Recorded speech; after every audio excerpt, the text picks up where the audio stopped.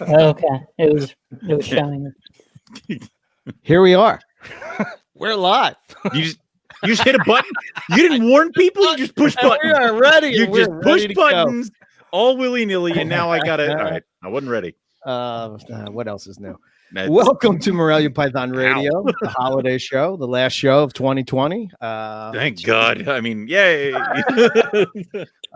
We have with myself as Mr. McIntyre, the goddamn co-host. Yes, it is official. Damn it.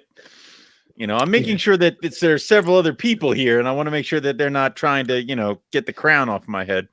So, looking at you, Keith. Right, I know. Next to him is Mr. The man, the legend, the OP brothers are back. Right? Finally, Lucas. If we start talking about Owen Pelly's too much, just be quiet. It's not. That's not for you. Okay, I know my Lucas? place. That's right. Right. But we got Nipper Reed is going to stop by. We got Scott Eiper is going to come by. Yeah, some cool stuff. But and maybe if we're lucky, if we were all good this year, the man maybe from Morgantown, the myth, legend. Just if you believe enough, he may show up. So, so we usually start this with I just caught that, Owen. Okay, what?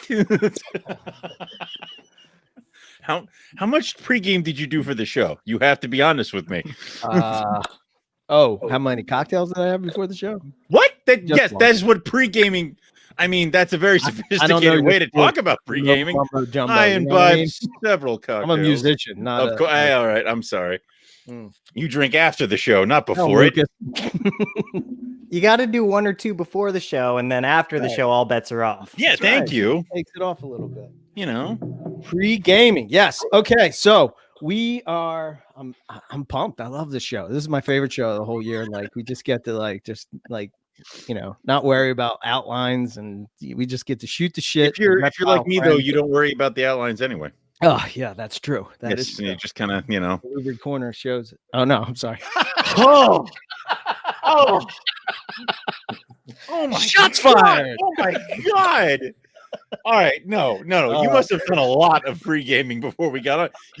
I am not prepared, sir, and I will have my vengeance. Go on. So I just wanted to give. Let me pull my fiery hobbit when he's drinking. Jesus, right. I can't get fiery. All right, so I'm gonna start with 2020 sucked, man. Thank you. What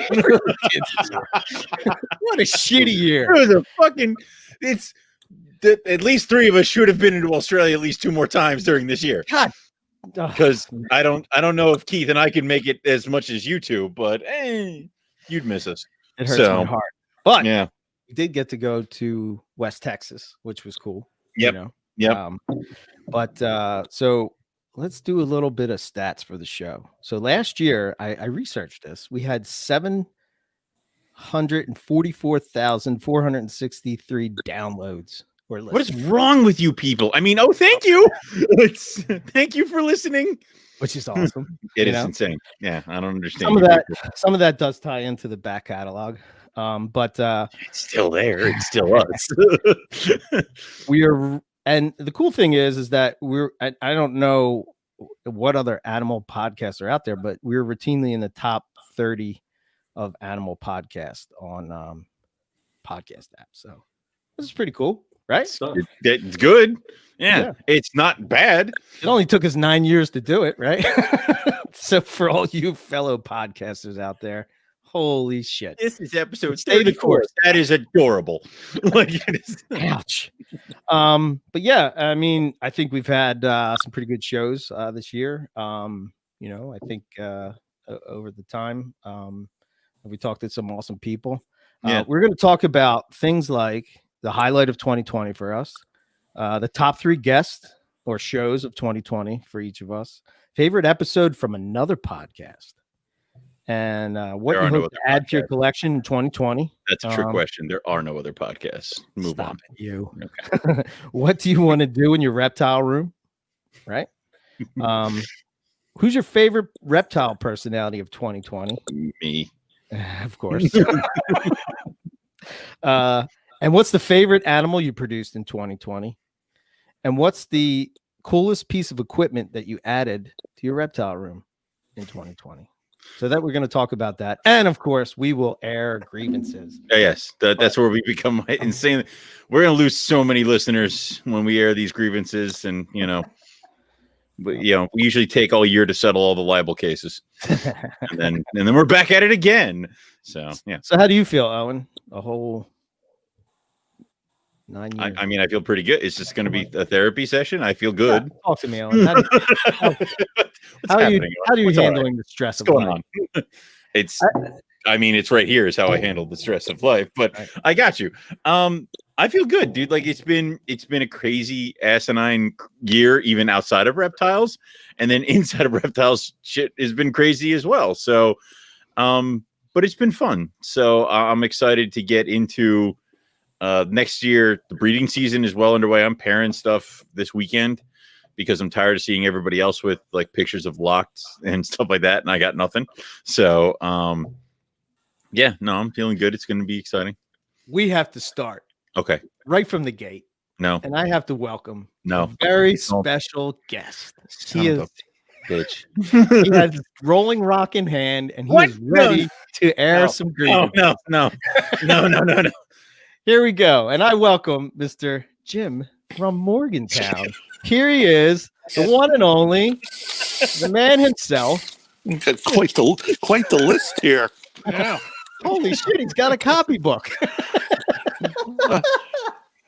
Merry Christmas, gentlemen. Yeah, thank you. Here. All right. We're going to do a side-by-shot with him and Owen. No. You're having way too much goddamn fun with this control system. Wait a minute. You didn't tell me this was live. Oh yeah, right, you're right, it. okay. You're on, buddy. Okay. I tell you, you're the most. Oh shit, you're the most requested one. No. Oh yeah. Oh wait. All right, get. There we go. There he is. It's your fucking point. Oh, look at that. Pittsburgh Steelers in the background. And it's a Penguins no, jersey. No, Dad. No, there's no reason. I just saw yellow and black. There's no reason to go around just. Would you like to see? No, would you like to see the place? Like got all kinds of Jesus Christ. paraphernalia here. Well, let's start, shall we? All right. Okay. All right. Number one on my list right here. You'll see. I'll put it here. I wrote it out. Did you go through several drafts? Yes. It took a while. The year 2020 is on the grievance list. Okay. All right. Agreed. All right. Good. That's good. The whole fucking year. All right. My only fear with putting that on there is what do we do if 2021 says hold my beer? Oh yeah, there's that. Well, you know what I mean? Okay. That's an excellent point. All right. Number two on the grievance list, and it pains me to put this on here. It really does. I really do. My alma mater. Okay. The Pennsylvania State University has never gone 0-5 in football. Well, they have now. Ever. So. I mean, really pissed about that one. I don't even want. I mean, my state of passivity and the amount of money I give that university for goddamn football tickets. You gotta be shitting me. I mean, all right, Dad, let it all out. It's good. It's good therapy. Well, number three, and I know you guys are. I know you guys are all going to agree with me with this. Okay. All right. Basically, there's an individual that has a problem with a tone. A voice, but yes, she doesn't like my tone of voice. Now, gentlemen, this is the same tone of voice that I'm communicating to you in right now. If I'm being honest, Jim, I don't like your tone either. I would go to counseling, but I slept with her too. So why are you there? God. Jesus Christ, number four, just go. What the hell? No, shut up. Why waste the crisis? Christ, keep going. Get through the damn list. Why waste a crisis? Huh? Now, I want you all to know, though, there's some light at the end of the tunnel here. Okay. I am done. with my Christmas shopping, except for one individual. Okay. What's up? You know who it is. Is he in the Yeah. queue here? Yeah, Who yeah, is it? yeah. Who is it, Jim? You know who the culprit is. I don't know who you're talking about. He's a regular participant on this show. I do believe he should be fired from the show if you want your ratings to go You have up. tried for 9 years to get me fired from the show. Eric just isn't listening at this point. Look, we're talking about potential for syndication and money. We've And already know somebody, there's no syndication. somebody on the show is holding certain talent back. I didn't want to say it. I didn't want to bring it up. Damn, people are going to agree with you. That's the problem. There are a lot of people agreeing. Shut up, comment. No, not Probably a lot of people going thumbs up right now. Of course, Owen's doing this, right? Yeah. You are number one. Yes. Yes. Yep. Well, I think that just about covers the grievances. I mean, I didn't want to really take up any more time. I mean, I think we've covered probably the top four that are really pissing me off right now. So anyway. Gentlemen, that's about it. Have a wonderful Christmas, and I will continue to watch the rest of your show. Maybe. I don't know. Oh, got it. All right. Thank you. Oh no, Jim froze. He has the same shitty internet as you do, Owen. What the He hell? does. He probably does. Or I'm just going to go straight to porn. I don't know what I'm doing. I mean, whatever makes you happy, right? So, you guys have a wonderful Christmas, wonderful holiday, and I can't wait to see you all next year. Hopefully, we can get together at some sort of carpet fest. There you go. Yeah. There you go. Absolutely. All right, gentlemen. All right. Merry Christmas. You all take care. Thanks, Dad. Thanks. Bye. Oh. Never do that again. New rule. New rule. That never happens again. New rule for drinking game. Every time you can feel Owen's pain while the old man is taking his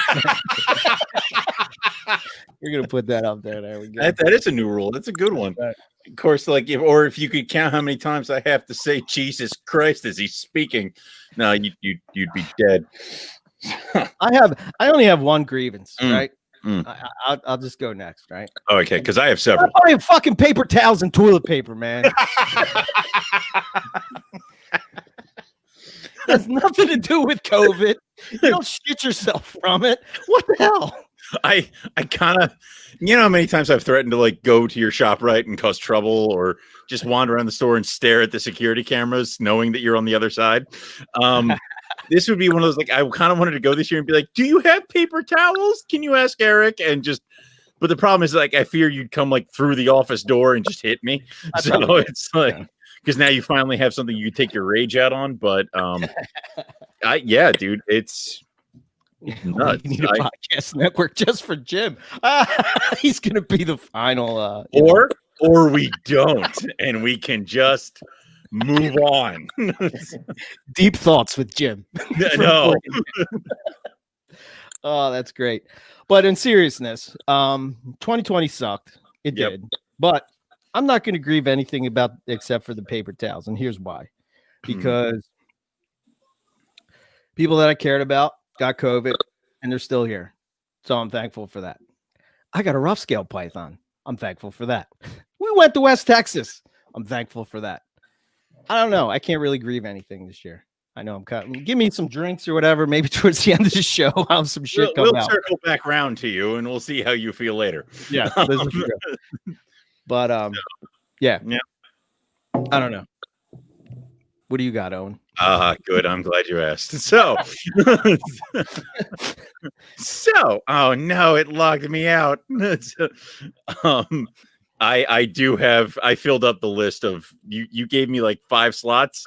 I think I made 6 grievances. So, where you had none, I had plenty. That's why we're yin and yang, you know what I mean? Oh yeah, I know. You're I'm thankful for that. But this year I have to be, you know what I mean? It could have went way worse. Oh yeah. So let's see here. So my first grievance. Oh wait, I gotta back up. I am also thankful that my dad's into reptiles again. I mean, how cool is that? You know what I mean? Yeah, and it's weird with the old man. Oh yeah, and it's golden geckos and stuff like that. So it's something cool that you can appreciate, but not have to deal with yourself. Mm-hmm. It'd be if my father got into reptiles, it'd be hell on earth. But Yeah. you know, Your story. yeah. Thank you. Sorry, didn't mean to interrupt you. I know that's one Anyway. of your grievances that I interrupt you too much. No, because I hit that ball back over the net too. So you know, 9 years, you'd think we'd figure it out by now, but I already spilled my beer. Oh, Jesus Christ. Anyway, so my grievances. These have been several instances I've had throughout the year. The first one is people who attempt to blind buy my adult animals from me that they saw on Facebook. People will just blindly either send me a friend request or just contact me through Facebook and say, will you sell me your Timor pythons or rough scale pythons? It's like, you're right. I won't sell them to some of my best friends who ask, but you, random person on the internet, you caught me at the right time. Of course I'll sell them to you. So that's the first grievance. Okay, fair enough. The second grievance is if somebody asks if I will take a certain amount for an animal, like say $1,200, and I say yes. And then if somebody asks if I will take a certain amount for an animal, Oh, like wait. say Nipper's not $1,200, using headphones. and I God say, damn it. Now another grievance. I don't want to hear myself. Add it to the list. Yeah, no, that's one. People who don't know how to use the show properly. But no, it's if you ask if I will take a certain amount for an animal and I agree, that's it. Deal's over. You pay for it now. You don't say, well, I can't do that amount. You offered that amount. I don't understand. So wait, so somebody offered you money for a snake, and then Yes. when you said yes, I'll take that amount, then all They of a said sudden they they said couldn't do no, it. I can't do it. yes. Oh, good God. Thank you. It's like I have a $700 snake. Will you take 5? Yes. Oh, I can't do 5. Then why did you say it? Then what the hell was the point of that conversation? Oh, that's just bullshit. The next one I think is the one that everybody can get behind is Instagramming with Venomous. Stop. Oh, don't even start Nipper. I know. I know. That's the way it goes. And then the other one is one that it was attempted to be explained to me recently. It's the term base color in green tree python. I don't understand it. I don't know what it means.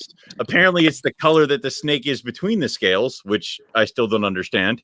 And the base color for different animals can mean different things. I still don't understand. Can someone please explain base color? What's the base color? Base color of an animal, like a green tree python. Isn't that like I thought it was apparently it's the color in between the scales when it all stretches out. Oh, I did not know that. I don't know what that. No, I don't think that's. No, I think it's. Refer to a reptile expert I think over it's in the right hand corner or right below you. No, thank you. I don't know. Interstitial coloration, I think, if that's what they're talking about. God knows. Hell if I know. That's Kind of base is. color. It's not paint. Like it's an animal. I don't. Yeah. So no, that's it. Those are my grievances. That's it. I'll think of more probably. Oh, it's it all on the list. All right. What the heck? All right. I'm sorry, Mr. Joyful. You went through a whole list of things you were thankful for. I at least had. Yeah, I was very thankful with for you. certain things, but That's not what we're here for. If we really want to hear the real grievances, the man is here that he has a lot of shit, especially how we say Niche. no. We've locked that up. We fixed that. Except you just fucked it up. So good job. Yeah. But caramel. Apparently we say caramel and it should be caramel. Oh, that's bullshit. There are people who fight over the candy for that, and let alone a snake color. Like, no, thank you. Explain it to him, Nipper. No. Welcome to the show. Hello. I know. How you doing? I'm good, man. I'm good. Can I just say, how cool is Owen's dad? Yeah, right? What a voice. I could listen to him all day. I could too. Yeah. That's why he should have his own podcast. Do you Shut agree? up. Just shut up. I love it. Yep. Oh, I thought Nipper was airing his grievances. You want me to start now? Oh, yeah, go for it. Do it. Do it. Okay. Well, you mentioned the first one. Yep. Firstly, caramel. Oh my fucking days. You have got no idea how much that stresses me out. For ages, I thought there was a caramel place. I'm looking up maps for caramel. Somewhere in Australia, there's this little locality, Carmel. Where the fuck? It's caramel. What's wrong with you people? Philadelphia. I'm getting stressed. That moves me onto my second one. Jaguar. It is Jaguar. There is no fucking W in Jaguar. Jaguar. What's the actual fuck?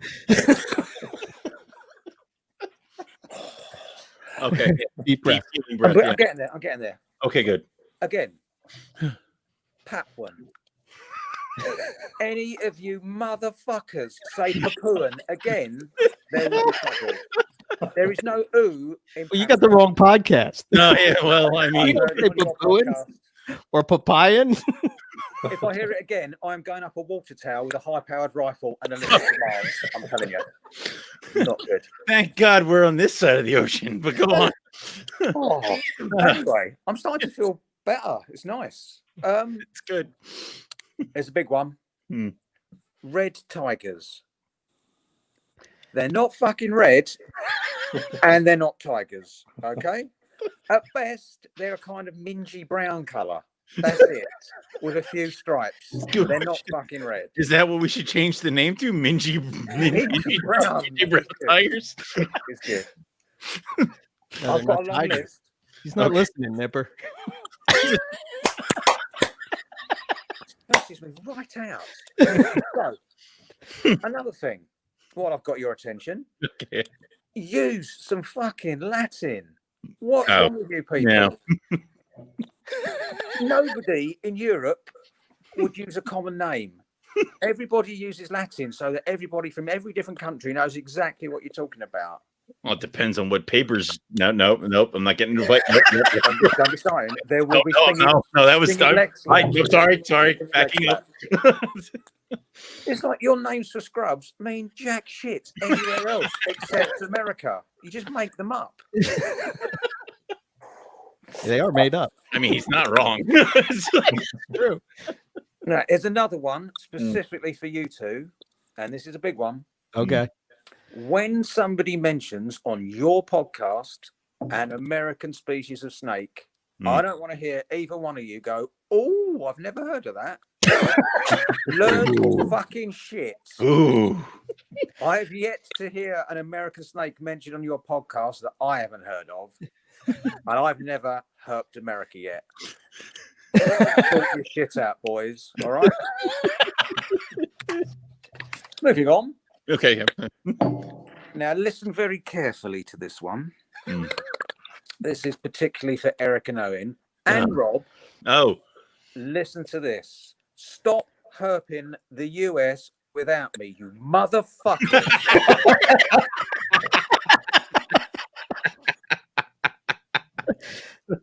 Right. This stinging leg slaps, right? Yeah, I don't know. We got 5.5 months there, Nipper. Yeah, sorry, buddy. Mate, it's killing me. You've got rid of Trump now. I need to come over and I need to find some stuff with you. Yes. Oh, I'm starting to Our dads are waiting. They're going to come along. You got Jim and Tom. Yeah. Can't wait to meet both of them. Very cool. Oh, my God. What else have we got on the list? Right. This is not directly listed at you, but this is American herpers in general. Stressing me out. Yeah.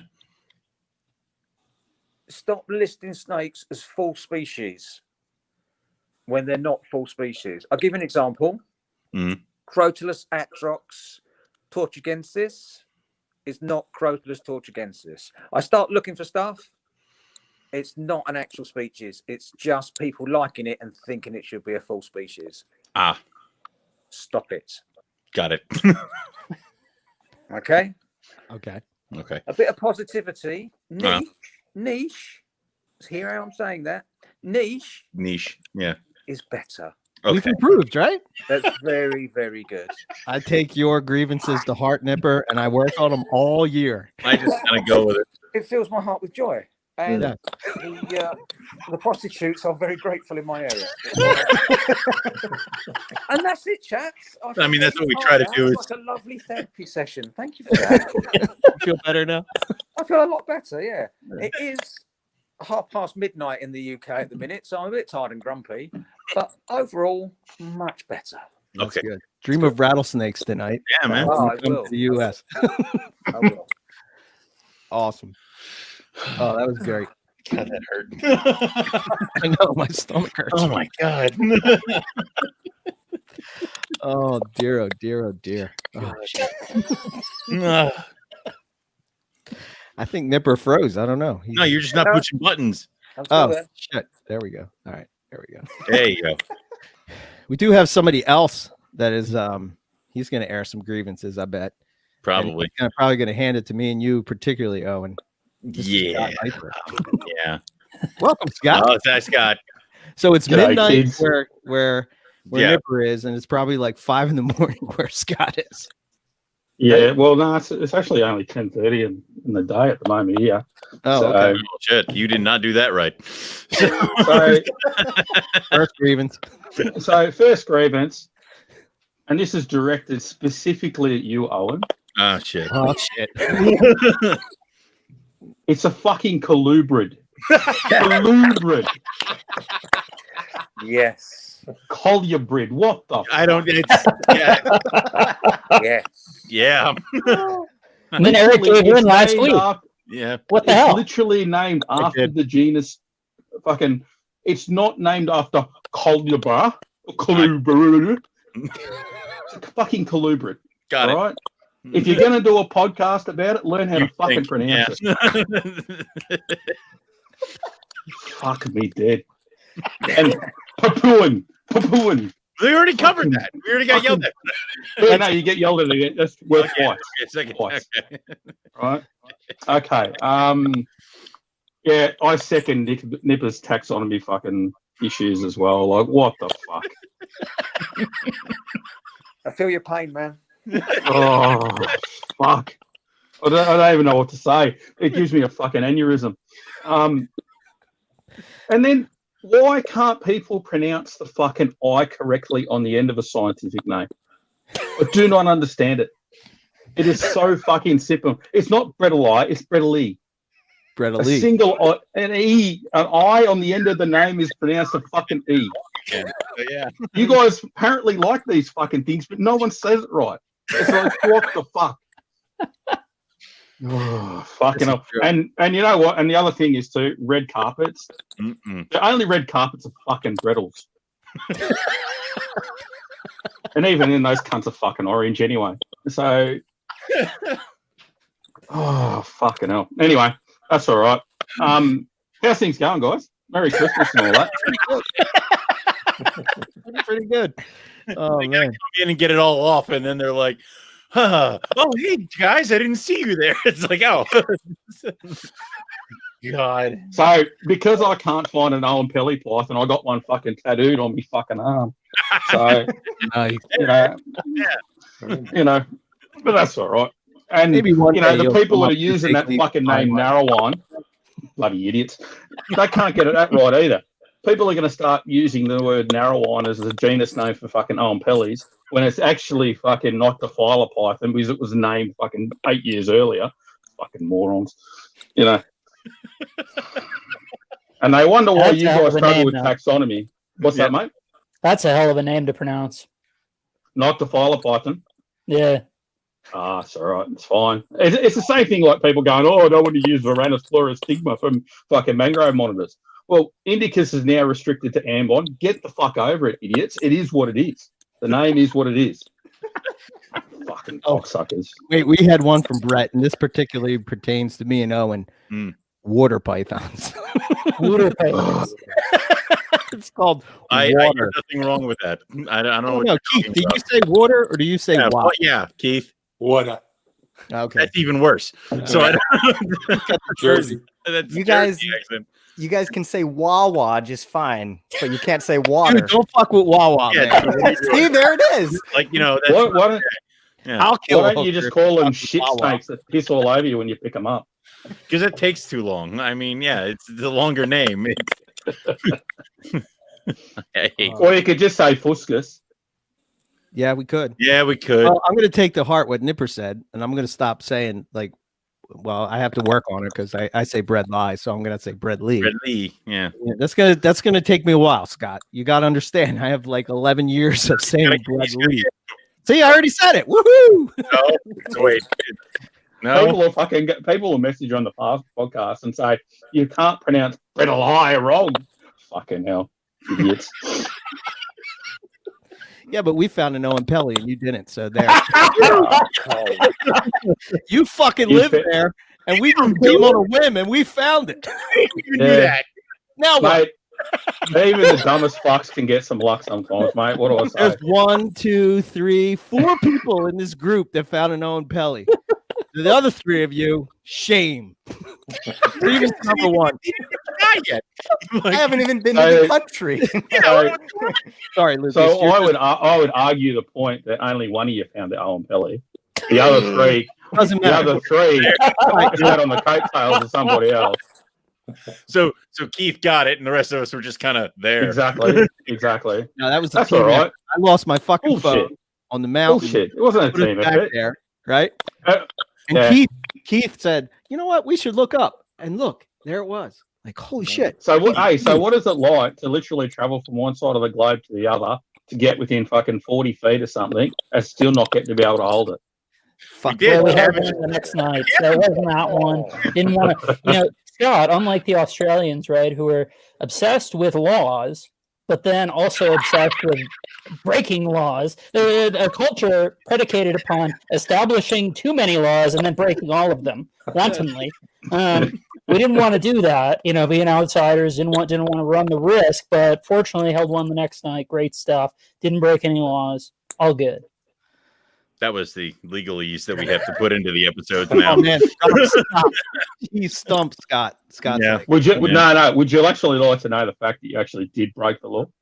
Well, that's more a regulation, I would say. No. That's It's not a regulation. It is not a actually. law. It comes under the act actually. So technically, you did actually break a law by being in that park after dark. You broke the law. I would say that's a reg, but No. I mean we can, We weren't really potato in. tomato, right? We can agree, the potato tomato thing. Yeah, if you leave the path in that place, you've also broken an additional law. If you shine Didn't your leave the light path, on huh? it, then you technically disturbed it, so then you've broken that law. There's lots of laws over here. very that are ridiculous. very delicate with how he put that light on that snake, so the snake didn't even It see wasn't on the light. snake. Dude, No, I'm no, counting- no, Oh, no, you no, didn't no, see the three. light? I'm counting 4 so far that he's mentioned that I mean, not to play. I'm just gonna be quiet now. Yeah. We won't go down that road, eh? That Yep. Australia is basically just a prison colony for the UK. Oh, 100%. Yeah. Yeah. And The for some funny reason, thing they is- decided they needed more laws. They said, we're descended for prisoners. What we need is 1 million laws. I wish we went to the Swedish design where the fucking idea of legislation is based on some reason, as opposed to just turn around and go, yeah, we'll just fucking make everything illegal. Hey, it makes it easy to fucking for them to prosecute. It makes it easy for them to follow. You just make everything fucking illegal. So they just go, oh, what are you doing? You're doing something wrong. That's all right. Fine, fucking picks you up. Bastards. Oh, my God. Here's what it is. Funnily enough, though, right, I don't actually descend from criminals. Even though I've been in Australia, I don't descend from criminals. Are you No. a descendant of jailers? Is that the other alternative? No, so we're actually one of the first free settlers, apparently, in my family line. Which means we chose to come and get fucked up. So, I don't know which is worse. So. We picked it. All right. I would pick Australia as a place to, colonize if I, had a Really, choice. it's introducing black coffee to them. Yeah. Yeah. That's a great. How do they even make it? I don't understand. How do you make it so you can't have it black? You gotta have Hey, everything. most of us don't drink fucking black coffee over bastards. here. I know it was You're driving him uncouth. insane. What are you, All right. fucking sissies? You can't drink black coffee. Me and Keith are dying over here. I'm literally drinking a milky coffee right now too. See, flat white. I'm like, Flat what white. the fuck is a flat white? I just I want don't get fucking flat coffee. white. See that machine over there? Take the coffee out of that. Don't put no milk. Just put the. There put were it in literally no options on the cappuccino machine to make him black coffee, and he had It's called a long black.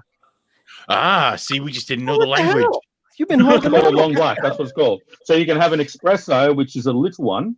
So Right. we could nickname Eric the espresso, I'm an while espresso. Owen is the long black. I'm right with this. It makes no damn sense. I'm the palest person you've ever met, but all right, go on. No, it's referring to size, you fucking Sasquatch. I withdraw my grievance. But now I have a new grievance.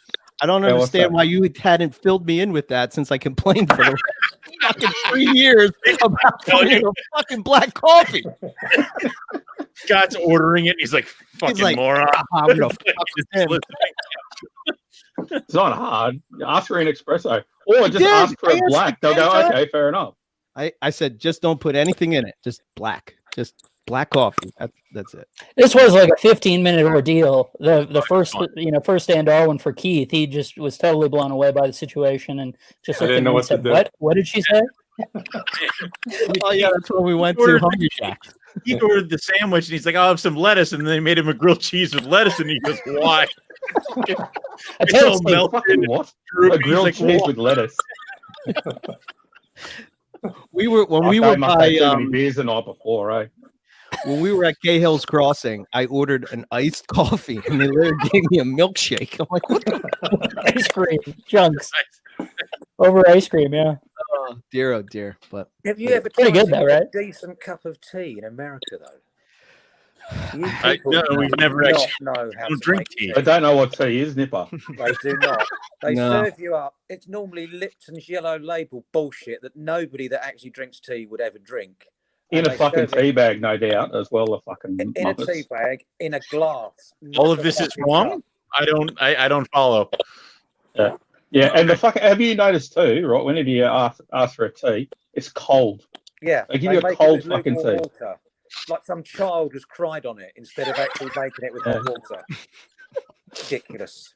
Fucking mate, So it's filled with the tears of fucking people that are asking for a cup of tea. That's what it's all Exactly. about. Exactly. so here's my question: how do you make a cup of tea? Like, what do you Yeah, guys? is that important?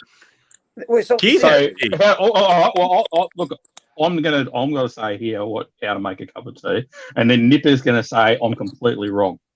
All Well, right, but how I make a cup of tea is I get 4 fucking good sized fucking teaspoons, put it into the teapot, boiling water, and you leave it sit for about 3 minutes. Give it a bit of a stir, and then you pour it into a warm cup or a warm mug. All right, because you don't want the fucking mug to chill it down either. Right, and then you sip it as it's fucking piping hot, and it should almost want to blister your fucking lips. And you sit there and go, "This is fucking delicious." And if you don't, you're a fucking pussy. Do you know what? I've actually got an erection. That was madness.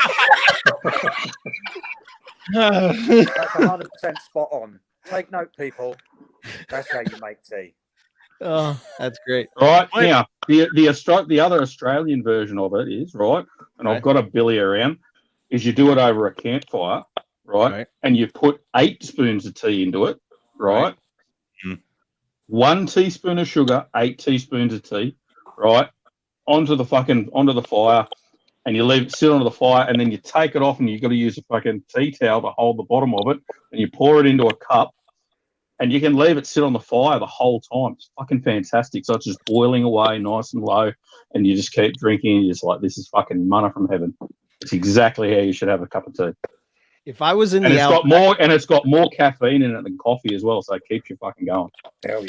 if I was in the outback in a fire and you were making me tea, I would not drink coffee for the rest of my life. That's a I would bold-faced switch lie. over. That's a bold-faced lie, and you know I it. do. So the other thing too that you have with it is you actually have damper. Damper's fucking the best as well. Damper's like a fucking bread, and you have golden syrup and a little bit of butter. Hell's Onto golden that, syrup. wrap it up. It's like What's it's a golden bit like syrup? maple syrup, but it's so much better. Oh, okay. Right? Bit of butter, cook that up in the fire. Hot damper, cup of tea, fucking million-star hotel, mate. You can't get any better than that. That's right. Wow. Now I'm going to air a grievance that I'm not doing that right now. Actually, now thinking about that, it's fucked up. God damn it. Fuck. Look, Nipper's sipping tea too. Oh, I am such sipping gentlemen. tea. Look at these Made two. properly. I have to. I got so ran much right. to learn. Apparently, me and Nipper are like fucking twins separated at birth or something like that on the opposite side of the globe. The thing is, though, is I've got all the fat, skinny fucker. Train hard, fight easy. Oh, God. My one bicep's bigger than your fucking head.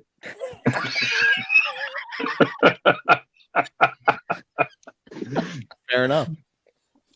Anyway, fun and games. Oh, it's all good. It's all good. I did enjoy your Pingle podcast, but I got Oh, to yeah. I do That have a was the. Oh, because I didn't swear the whole time. Yeah, the whole time. He comes on our show. He's like, fuck this, fuck that, motherfucking cock this, Fuck you. blah, blah, blah. Hey, All the kids are like, what the hell are we listening to? Sesame Street up in this bitch. I mean, we're Goes just on the trying to Field Surfer preach. show. He's like, oh, well, I got to be all proper and mature and, can't say no. no. crap. No, so what it is what you got to understand is I go into show mode, right? So if I'm talking to a bunch of kids, I can't be swearing every 5 minutes and all the rest of it. Whereas here, I'm more natural, so I am one of them. I like the natural Scott. Yeah. Yeah, well. It depends how fired up I get. You know, yeah. I got pretty fired up the other week on that snakes and stogies when I was talking about that fucking bar check. So, you know. Oh Jesus! What happened there? I missed that episode. Yeah. Apparently, you didn't hear about that shit with Terry. No. Oh yeah. Yeah. He told me goes. Yeah, he's like, no, you're not coming in. You agree with that, Yeah, right? pretty much. And then someone was saying that, that Terry didn't do the right thing because fucking, he actually had some balls about himself and didn't want to sell out. Good on him. Yeah, I like Terry. He's a good guy.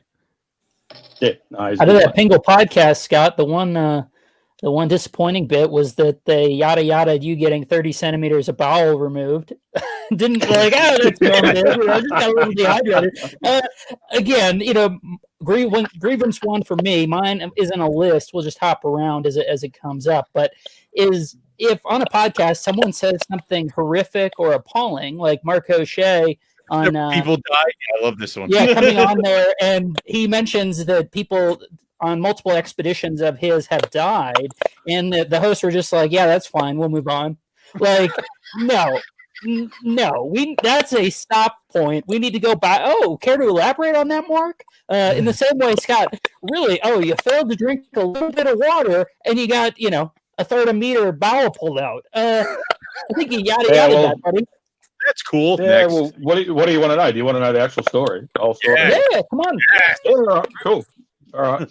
So I was doing snake training courses up at Mount Isa, and so before I was actually set to actually do the training courses, we nipped up to a place called Lawn Hill. Lawn Hill's about 350k northwest of Mount Isa. Beautiful spot. I didn't drink anywhere near enough water. I drank 3 litres of water, but I was also drinking a heap of fucking soft drink too, like a muppet. And I didn't think too much of it.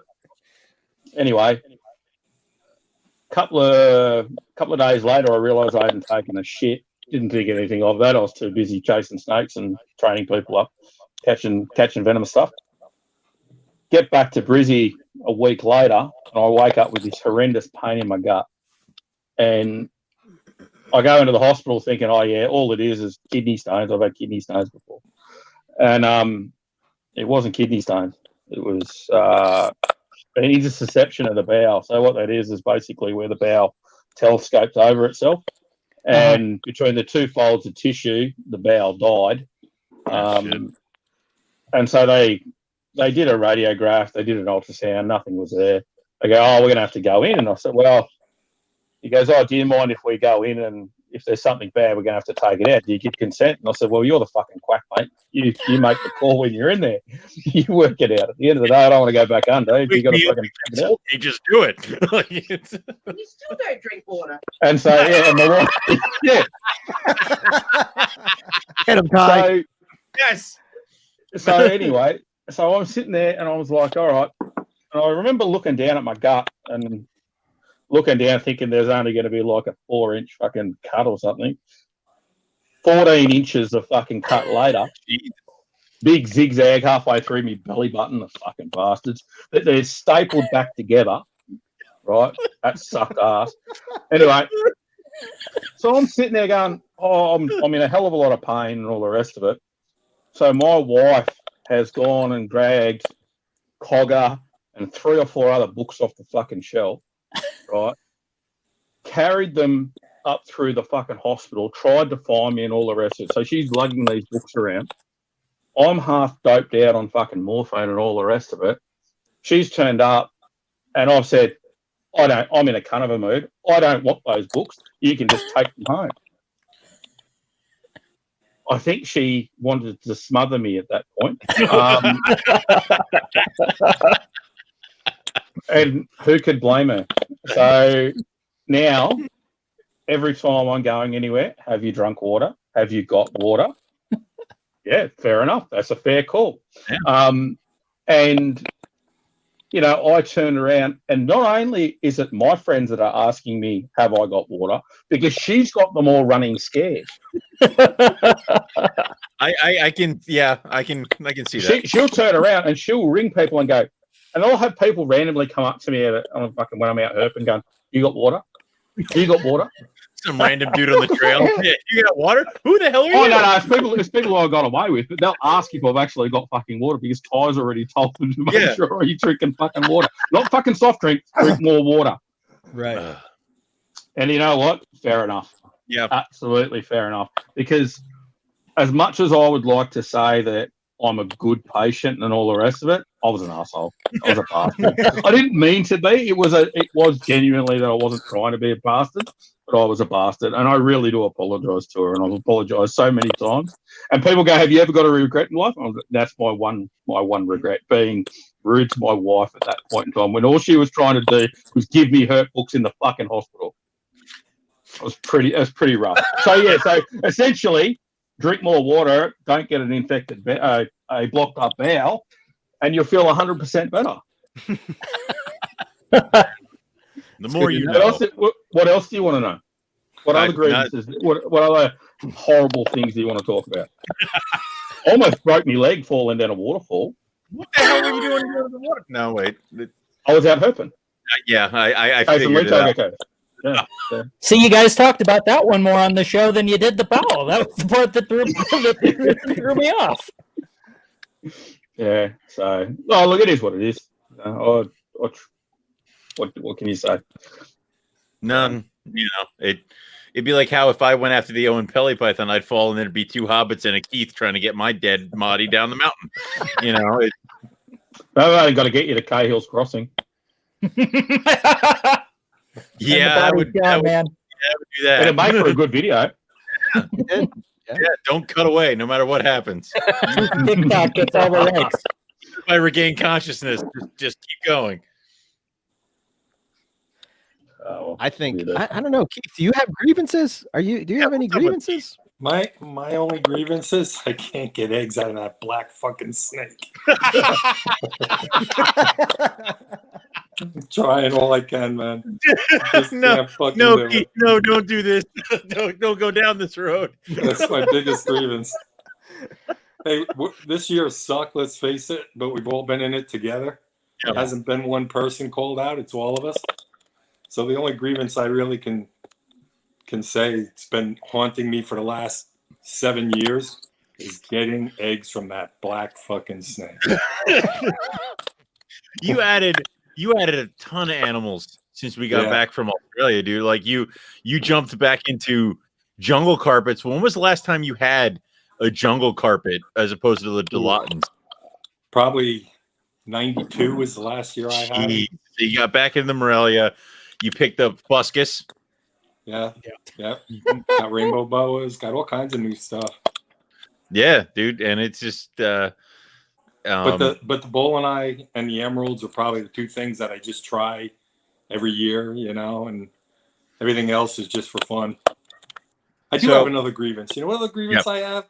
Yeah. Is when somebody really new gets into a species and they go on to a group and basically just ask to be spoon-fed everything about that species in like 3 posts from 3 people. You know what I mean? My favorite That happens is all the time with fucking Venomous cases, though, eh? Oh my God, it drives me nuts. There's no passion there. There's no nothing. It's just they went to a show, they picked up an animal. Now tell me how to keep it. That drives me nuts. Yeah, I'm with But you there. That's like 101 beginner fucking crocodilian and beginner fucking Venomous. They fucking hand them out and no one knows what to do with the fucking things. They jump on a forum and go, "Oh, I've got myself a gaboon, or I got myself a cophead, or I got myself a gator. How the fuck do I look after it?" Maybe you should have thought about that before you brought the fucking thing home. Yeah. my favorite is my. Hold on, Owen. I gotta jump in here since we're talking Venom. You might get What the hell is with all the people with the YouTube shit? Like all of a sudden, the people that like we've deemed to be, you know, what's the word?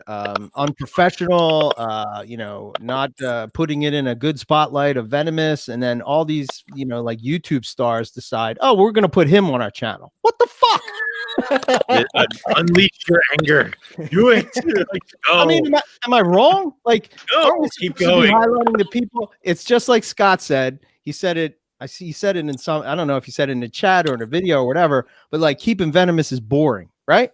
It's boring if you do it the right way. Yeah. But then, like, you have all these people. Oh, I gotta hold my Cobra up like this. What the? Come on, man! Like, get the, Graham has been on a tear with that today on Facebook. I don't know if you guys seen his post, but he's been on a tear. Because no matter how well you know the animal, bit by stuff my entire life, and I get bit and I bleed, and we move on with our lives. That's something you can't. If you get bit by a Venomous, more shit will happen. Like, it's not easy. So Ty and I literally last night we had a clutch of taipans hatch out. Yeah. And so you're opening. Awesome. So you open up the box, right? Yeah, that's awesome. It's all well and good opening up a clutch of eggs when it's a clutch of pythons or whatever, right? You think about the times when you open up the box and you just have fucking pythons go everywhere, all over the sides, right? Okay, so imagine that with taipans, right? So what do, right? So the reason we have the room set up the way we have the room set up, so if a snake happens to go onto the floor, it doesn't really fucking matter. Yeah. All right. But what do? So Ty can look after and work with these snakes as well as I am. So Ty's sitting there with 2 hooks.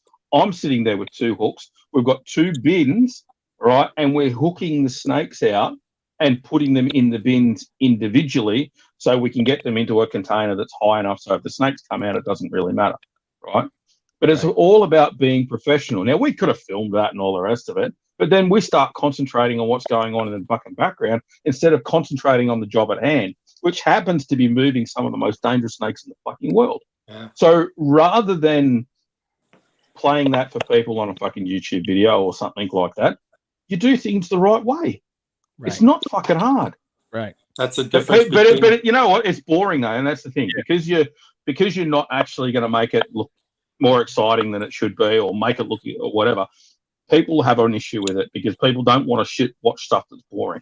And I get that. That's fine. I understand. Don't watch stuff that's boring. But then don't just get snakes out for the sake of it and get wanker photos holding them and all the rest of it. It is what it is. So, I'm gonna have to love you and leave you, I think. But my phone's about to die and I need to leave work. You should probably go home, Nipper. I should probably go home as it's 1 o'clock in the morning. I just want to say a genuine, huge thanks to both of you and Rob for quality podcasts. Are you referring to me then as well? No. You want me to mute him, Nipper? Oh, thanks. I have the controls. Yeah. You do keep us company when we're driving to and from work. You keep us company when we're cleaning up snake shit. And genuine thanks for that. So I shall wish you all happy holidays. I shall hopefully see you all in America soon. Please. Hopefully. That will be amazing. And have a splendid evening for the rest of the podcast. I shall catch you all later. Thanks, Nipper. Have a good Chrissy, mate. And you. See you later. Cheers. I'll say you're welcome on Rob's behalf. Wait a minute. You're not Rob. Oh, wait. No, I am crashing because I have a list. Of grievances. Oh man, she's got a list. And I knew Rob was like, well, I got to wait for the right time. And I was like, no, you're waiting until the Guilt, podcast Rob. is over. And then you'll be like, oh yeah, we didn't fit you in, so I'm crashing. I'm gate crashing. All right. Sorry, guys. Okay, No. grievance number 1 is for Robert. He spends more time on your anniversary show than he does on our anniversary. Like, we have a gift. We have a gift that's been sitting for 2 years now, 2 years that he just has to finish it. It's going to take him like maybe a couple hours. And I like come in and he's like making dinner and I'm asking him things. And he's like, shh, hold on. I'm getting clips for the anniversary show. I'm like, didn't you just do that? He's like, well, this is a new clip show. And I'm like, it takes a month to prepare for this. I'm like, okay. So that's first grievance. Oh God, there's a... No. Yeah, okay. Second grievance is Owen, you've infiltrated my vocabulary. How'd I do that? Since you visit. Well, no, I now say apologize. things like, oh no, it's okay. I now say things like quiet you. And I think we all do, right? yeah, no, Yeah. I know. For all of Owen's non-existent shortcomings that we like to make fun of, that like don't exist, I tell you. You are a very catchy individual. Damn right. All right. Let's see. Make sure he goes. Mhm. Yes. Oh, I do have another a counter grievance is what I said. The reptile. Oh, yes, reptile apparel industry. So this is a counter grievance to Owen not liking the snakes with the hats. I feel like this is an untouched area of reptile apparel. Like there is a demand out there that I think you guys could really like sneak into and have some like NPR design clothing just for reptiles. No.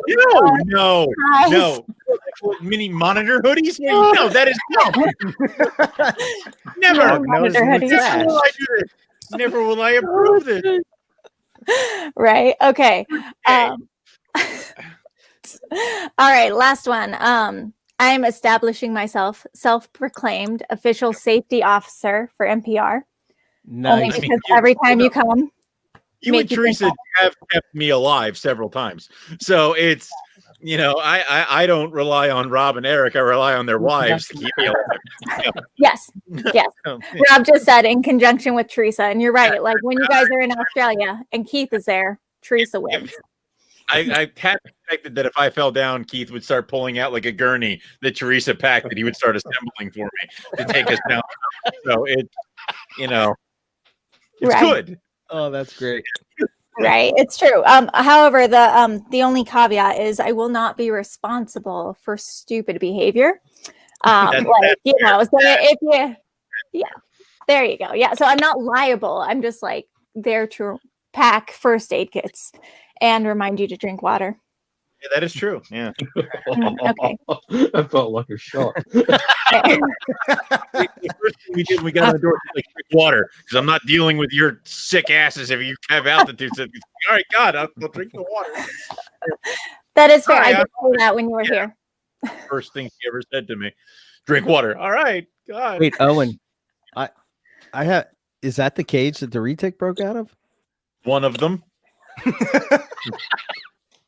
The Right, Timors are actually in that cage, but the retics are over there. They're all pretty much the same, but yes. I am sorry that Rob spends more time on our anniversary than your anniversary, but you gotta up your game, Rob. I mean, I don't know, like what's going on. You want me to help you out? I don't. We can make ideas. We can have a whole episode on what to do. I mean, no, we'll cross that. Yeah, we don't need to get into that. Rob's like, shut the hell up. Shut the fuck up. Like it's, do any of you guys get freaked out that Lucas looks like he's on Owen's body? I'm sorry, what? And Rob is on Eric's body? Go back to the main screen. Jeez, what medication do they have you on? Like, I don't understand. I don't get it. With the I box keep looking at Lucas, I'm like, what is going on with him? Oh. on the background picture. Yeah. There you go. Oh, now I Black shirt. Sure. Nice. Oh There man. we go. Yeah, Here there it is. Oh, yeah. Yeah, that kind of looks weird. Maybe I should switch to the black. Excellent observation, sir. Dear God. We can, I've Oh, I God. didn't even do this. What? There ain't no breathing. What?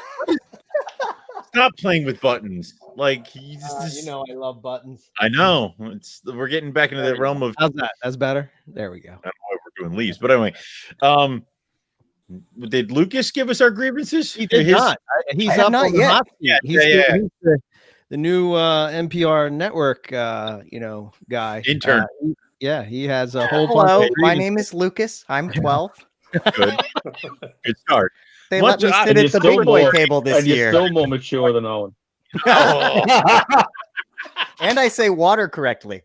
Oh, man. You're winning all around, bro. You know, my list is short. For one, I have the one that I messaged you guys right before the show began. Grievous number 1, FedEx.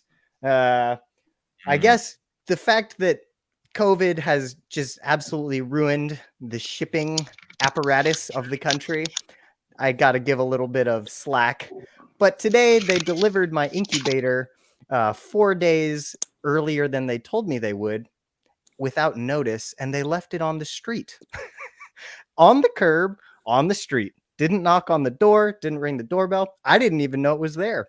And I would not have seen it unless I had to take the dog out. So almost lost an expensive incubator. So that's grievance number 1. Grievance number 2, and much more relevant. I've been thinking about this, and I was kind of going back and forth on whether I even wanted to go there, because I don't want. What's that? Wait. Yes. Do it. Good, Anakin. Okay. Good. So I've noticed something in our reptile hobby, and I don't want anybody to think that I am telling people what they should or should not do. It's simply an observation. And that is that we tend to monetize and incentivize, whether intentionally or not, our own demise. And what I mean by that is, in a weird, twisted, slightly ironic way, we have somehow become so detached, in my view, that we literally place the highest value, monetary value, on who can create the most broken animal. Market forces in our little hobby here demand, in a lot of cases, the highest price tag for the most inbred, mutated, fucked up creatures, whereas AKA Jags. What's that? AKA Jags. Jaguars. Yes. Whereas genetically healthy, or at least as healthy as we can be, wild type animals are worth jack shit, and people talk about feeding them off to Crebo, and I feel like that mindset is hurling us towards a bad place, with worsening inbreeding depression and loss of entire species in the hobby.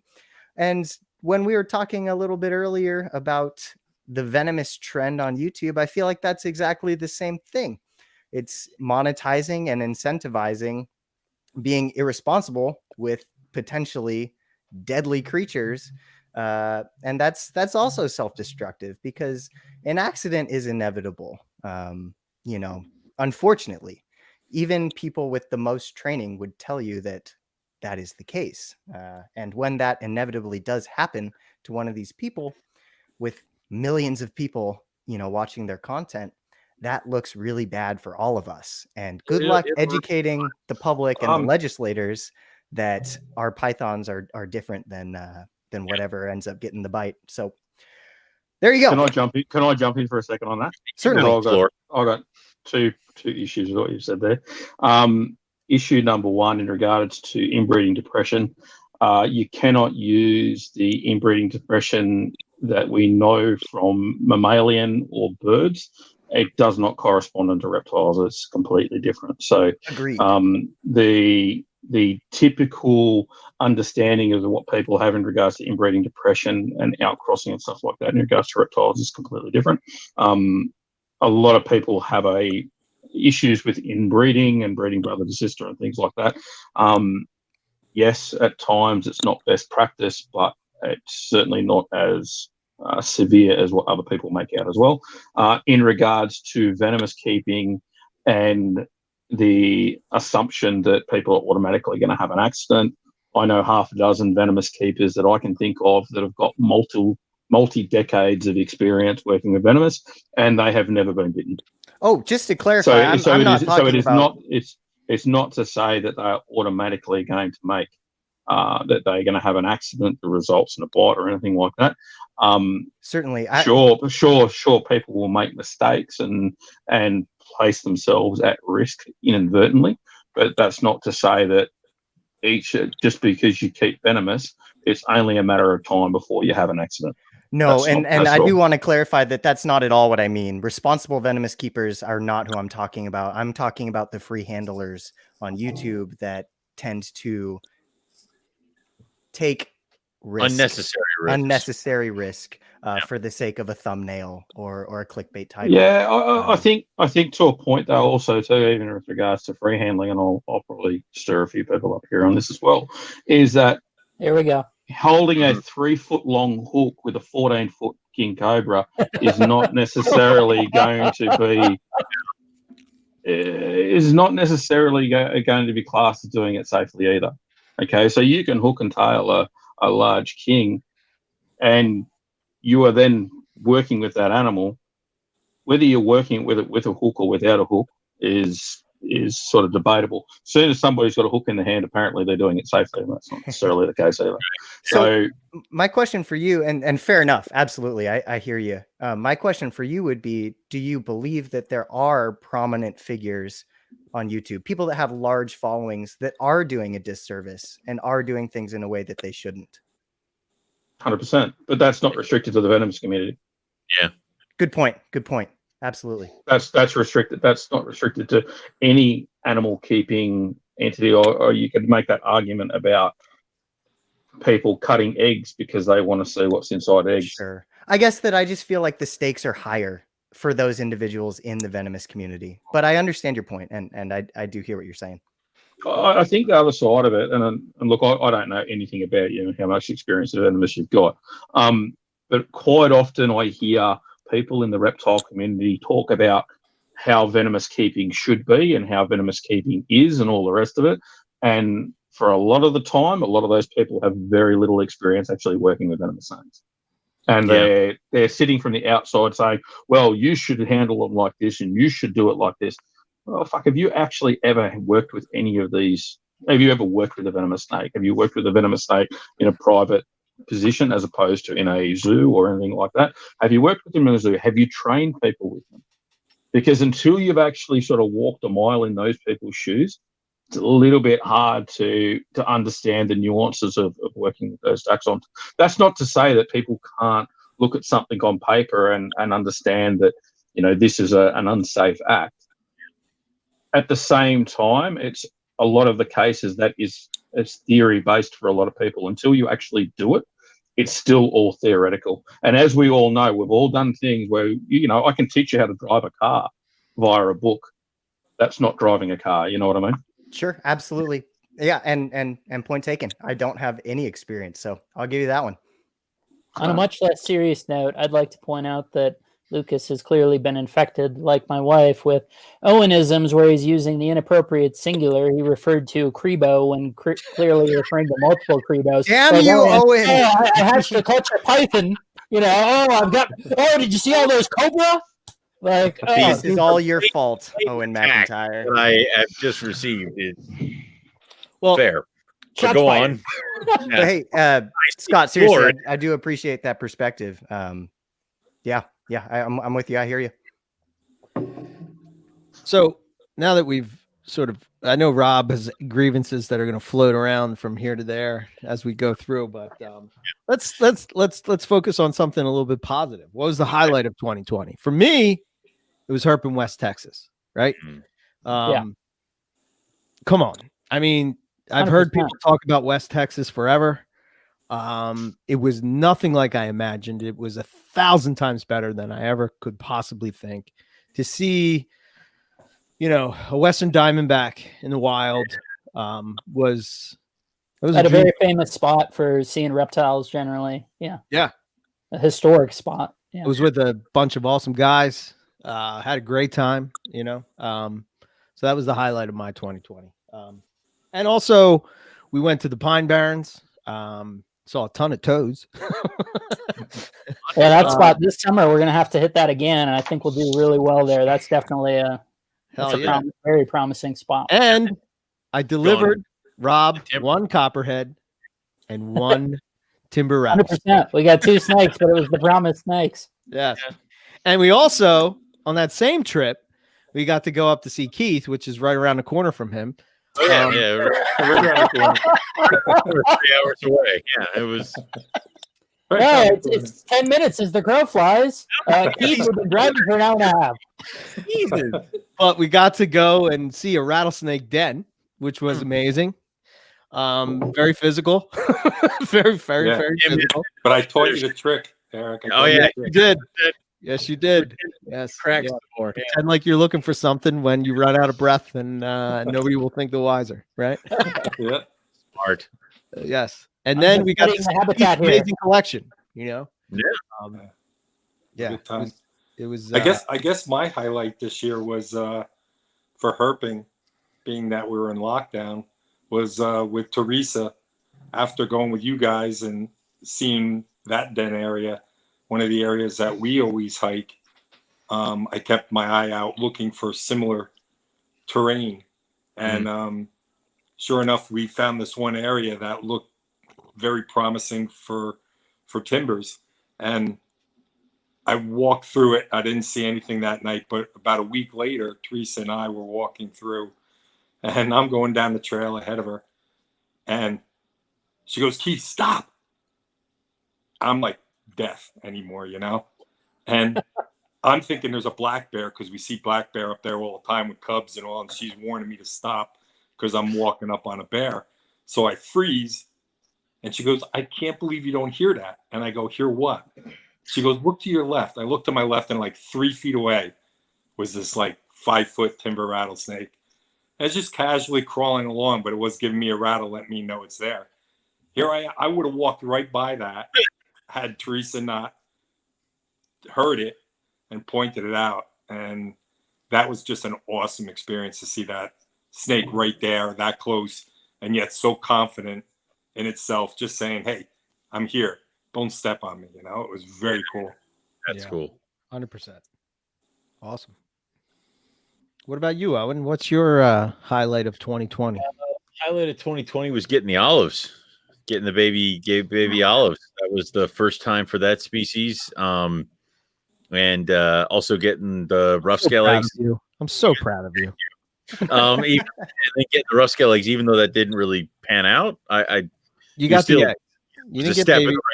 But so yeah, getting the olive eggs was definitely cool, because I was a big fan on how you free range your retics. Yeah, all the time. I'm down to one retic. One. Thank God. Nice. Jeez. But so I was definitely like, we've seen carpets hatch out of here a million times. So this year, stuff that I've never hatched out before, the olives and the rhinos, was just something cool too. So that was the highlight of 2020. Cool. You did good getting them started too, Owen. Jesus Christ. I have all the rhinos are eating now, at least eating live fish, which was I heard you know a guy that knows something about rhinos. I know a guy. Yeah, I text him all the time. Introduce him to me. You're doing well. You're doing well, grasshopper, but you don't need to tell me every time they eat. Like, yeah, so. You're excited, Owen. Don't let them be nasty to you. Owen, screw them. Yeah. All of us. We're a pack of bastards. Be nice to Owen. He's the young guy. Be nice. I'm sorry, Owen, but I am proud of you. You did. 20-something when we started this crap. Here's the one thing, though.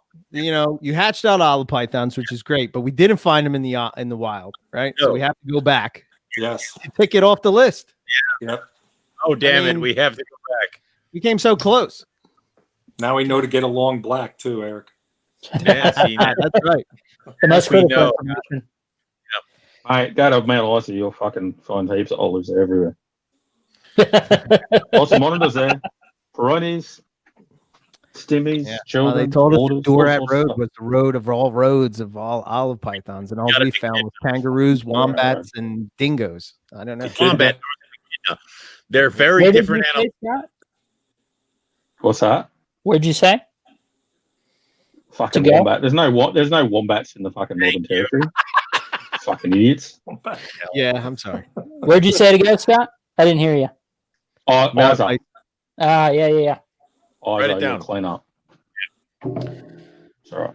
So what do you? Eyes is fucking great. Lucas, you're next on the. I'm just going in order here. You're next. What do you? What was the highlight of your 2020?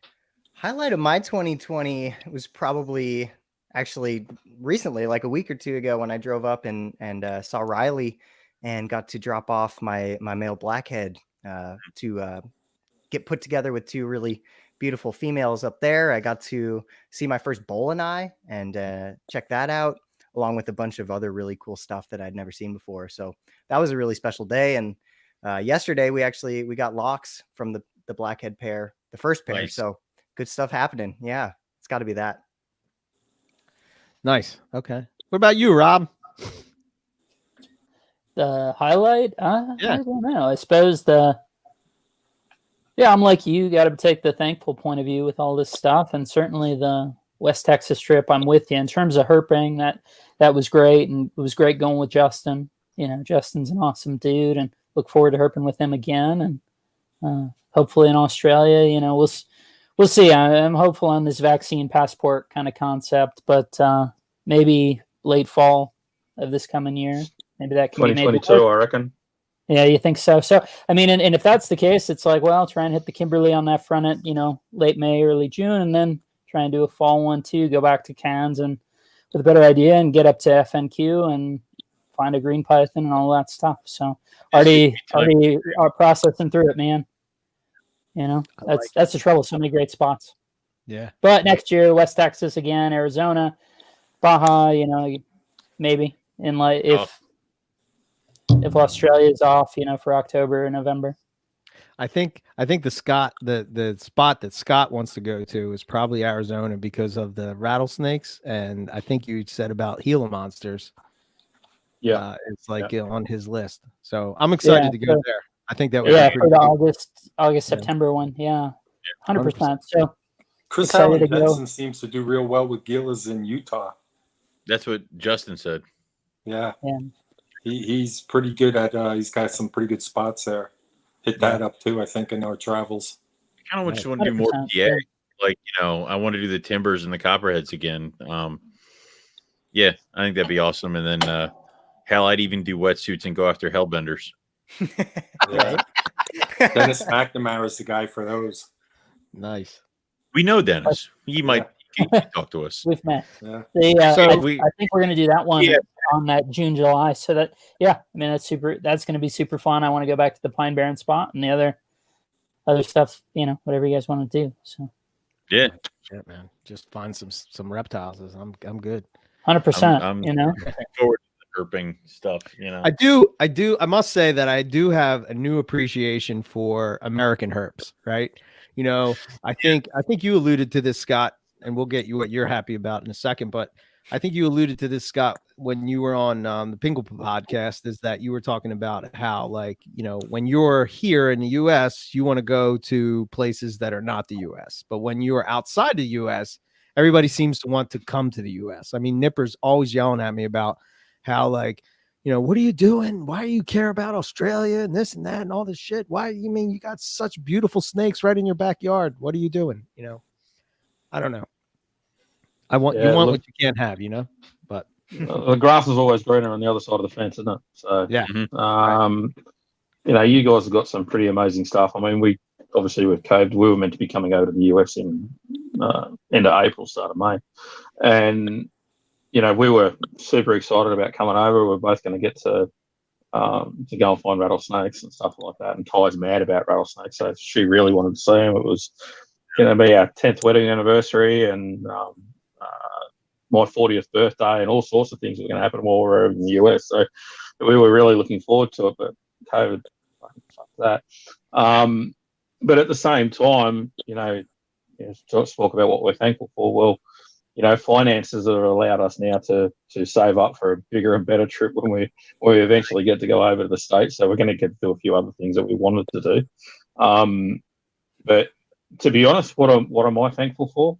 Yeah. And as mushy as this sounds, 10 years with my wife is pretty fucking awesome. So, yeah, you know, we can have a joke about stuff and all the rest of it, but at the end of the day, you know, family is the most important thing. And, you know, I'm most thankful for having 10 fantastic years with my wife and looking forward to at least another 10 more.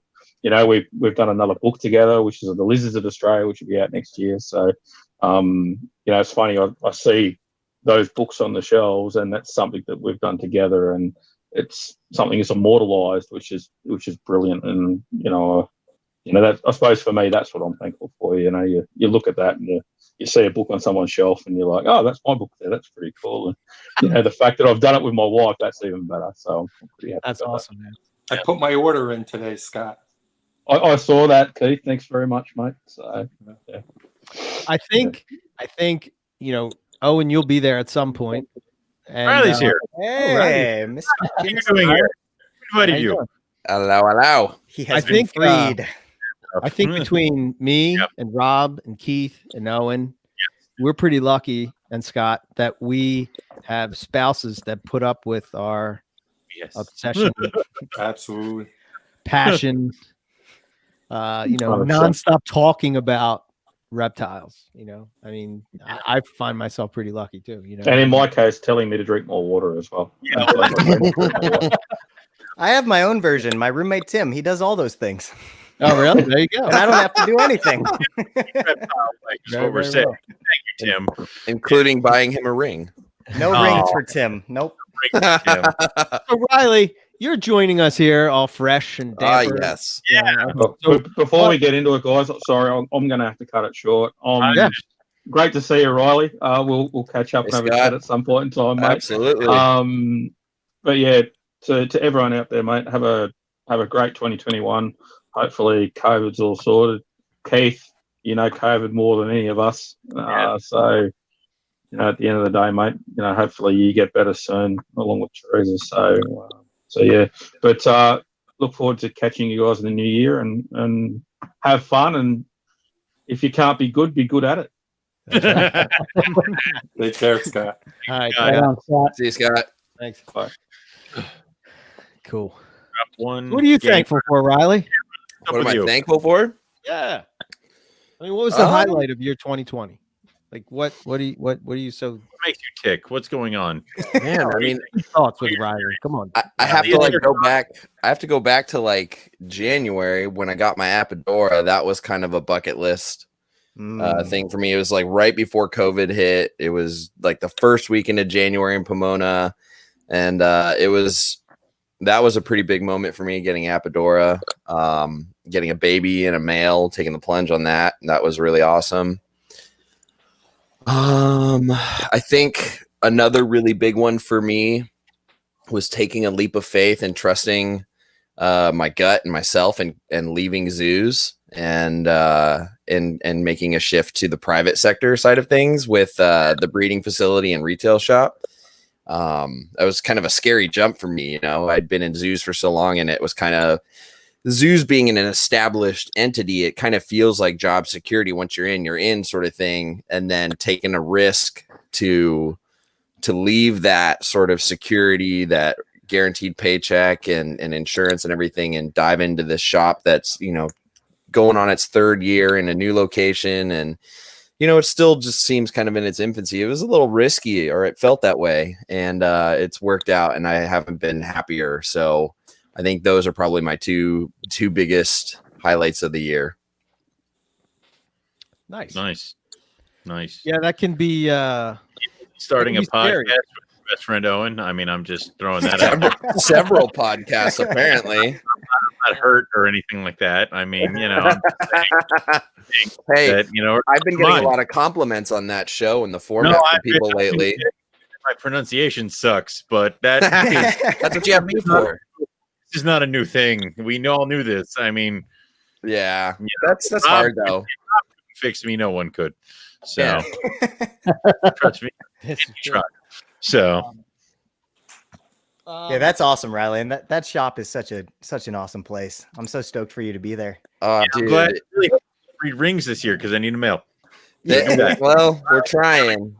We're trying. The ring python female and the male have been together, seen tons of cuddling. She's been going in and out of shed, and I've just been leaving them dirty because they really need to be filthy. And I don't know. I think I saw swelling, but I'm not sure if it took. And I don't know. They're still new to me. Unfortunately, Riley, you only can be on the show for 30 minutes because then we'll be violating the after 9 o'clock Eastern Standard Time rule when you and I are not allowed to be speaking. You have to be responsible for your own wallet, Owen. If you and I are talking after 9 p.m., it costs me money. All I'm saying is Mutton has Timor locality Maclots on his page available now. So no, dude. First off, he posted up rough scale pythons. I'm like, I could use a pair or two, and I had to stop myself because I'm going to be breeding them myself. It's fine. No, damn it. You need both. I do not. So, I have to ask this question. Yeah. Keith, have you bred ring pythons? I had ring pythons. I had many copulations, and I got unfertile eggs. I never was able to hatch any. And this brings me back to one of my grievances, where people will jump on a forum and ask questions of the people on the forum, and it's like a blood python forum, and they'll ask a general question, and someone like Keith will answer, and then they will argue with someone like Keith McPeak on blood pythons, and it's like I said, doesn't it make you mad? First off, it's either stupidity, number one, or it's just blatant. You don't know who he is, and you should close your fucking mouth. Like it's one of those things where it's like, why does that happen? Yeah.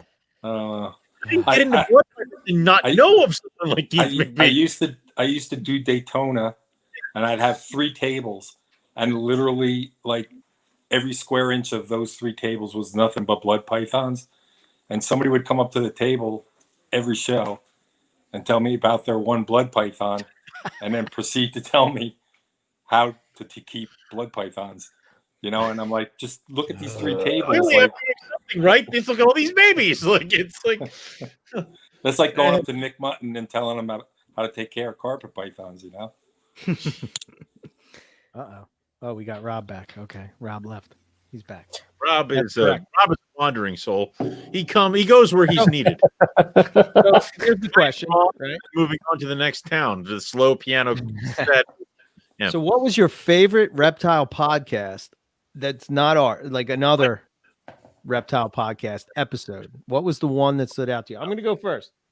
I think that Justin hit it out of the park on the last Snakes and Stogies. No, maybe it wasn't the last one. But he did an episode on Nidovirus, and he did it with Travis Wyman and I should say Dr. Wyman. I'm sorry, Dr. Travis Wyman.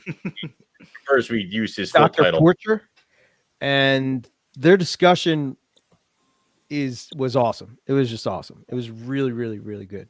So if you haven't heard that, you should listen to it. I enjoyed that very, very much. So good job, Justin, and good job, Phil. You get 1 NPR point. They mean nothing. Don't listen to Owen. That was a great show. You trade them in at the gift shop for an eraser. So Owen, what was your favorite podcast? Look, I froze you. What was your favorite podcast?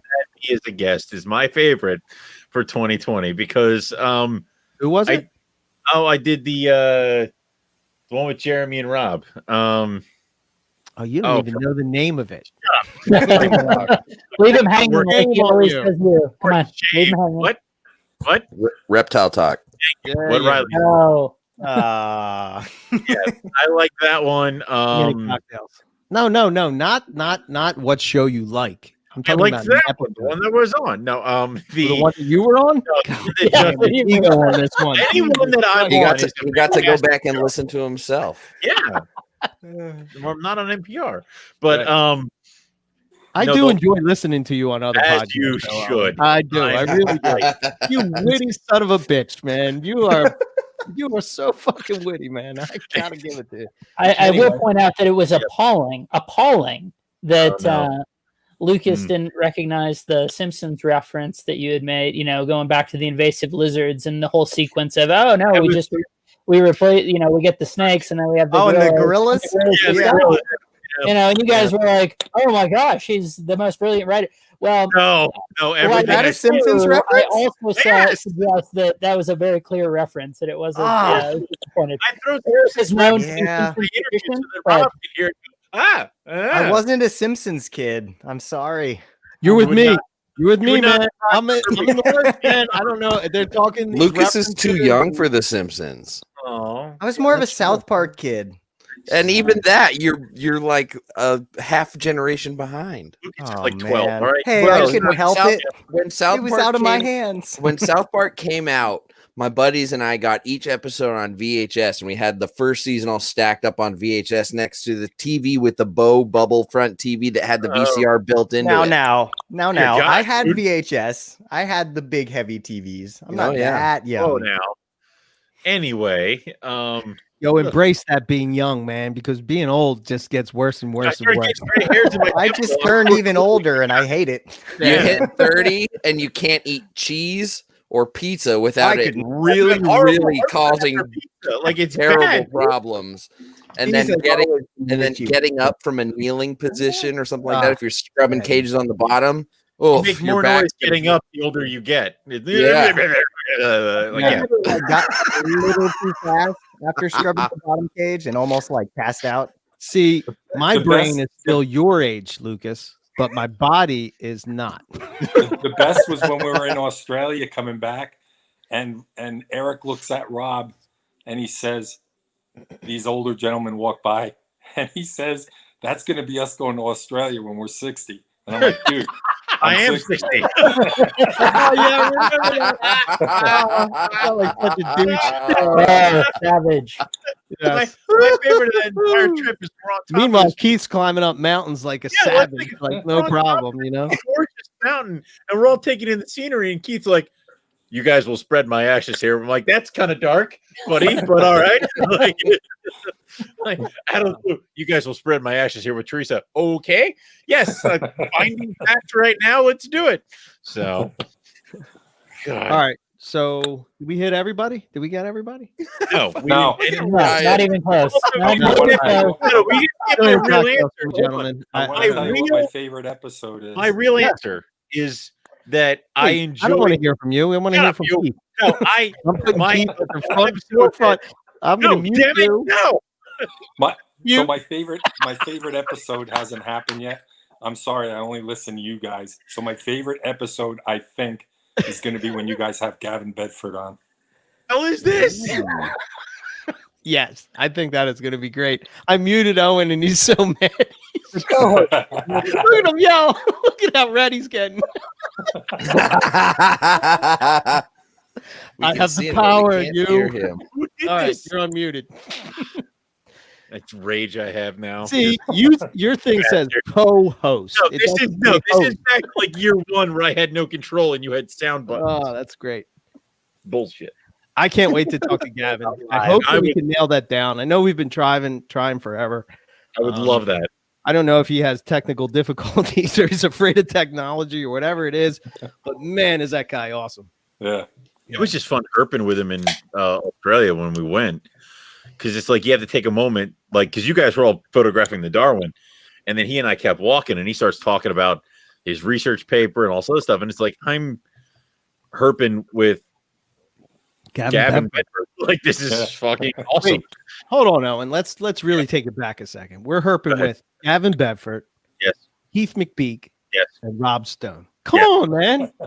I am. Come on. I know I'm I the know these dumbest. guys are on the thing here, but let's I've ever we got to give cred where cred is due. I mean, come on, man. These are all legends in herpetoculture, and here me and you two idiots, us two Listen, idiots, are like We've already just herping established with that him. you're the organ grinder and I'm the monkey. Yeah. So even in a giant group of those kinds of people, you're still the organ grinder and I'm still the monkey. Correct. So Correct. I am aware. And the girl at Croc. Don't Yeah. ever. Oh, no. my goodness. She knew you. You were famous. You got to bust out the tattoos every once in a while, and then everybody notices you. But I'm really enjoying these German beers tonight. I've been drinking cider, and it's been going away from my cup. Are you and I going to have give a little taste of, or a reprise of the Germans who met us on top of Nerlangi? Yeah, this is true. Believe me. Yeah, It's funny because it's true. Yeah. Take the belly man's phone. Yeah. This beer is delicious. It's nutritious too. Gives me calories. Gives me fortified energy for a trip. This was most of the ride after. Oh yes, Eric lost his phone. and don't forget Smokey the Wombat.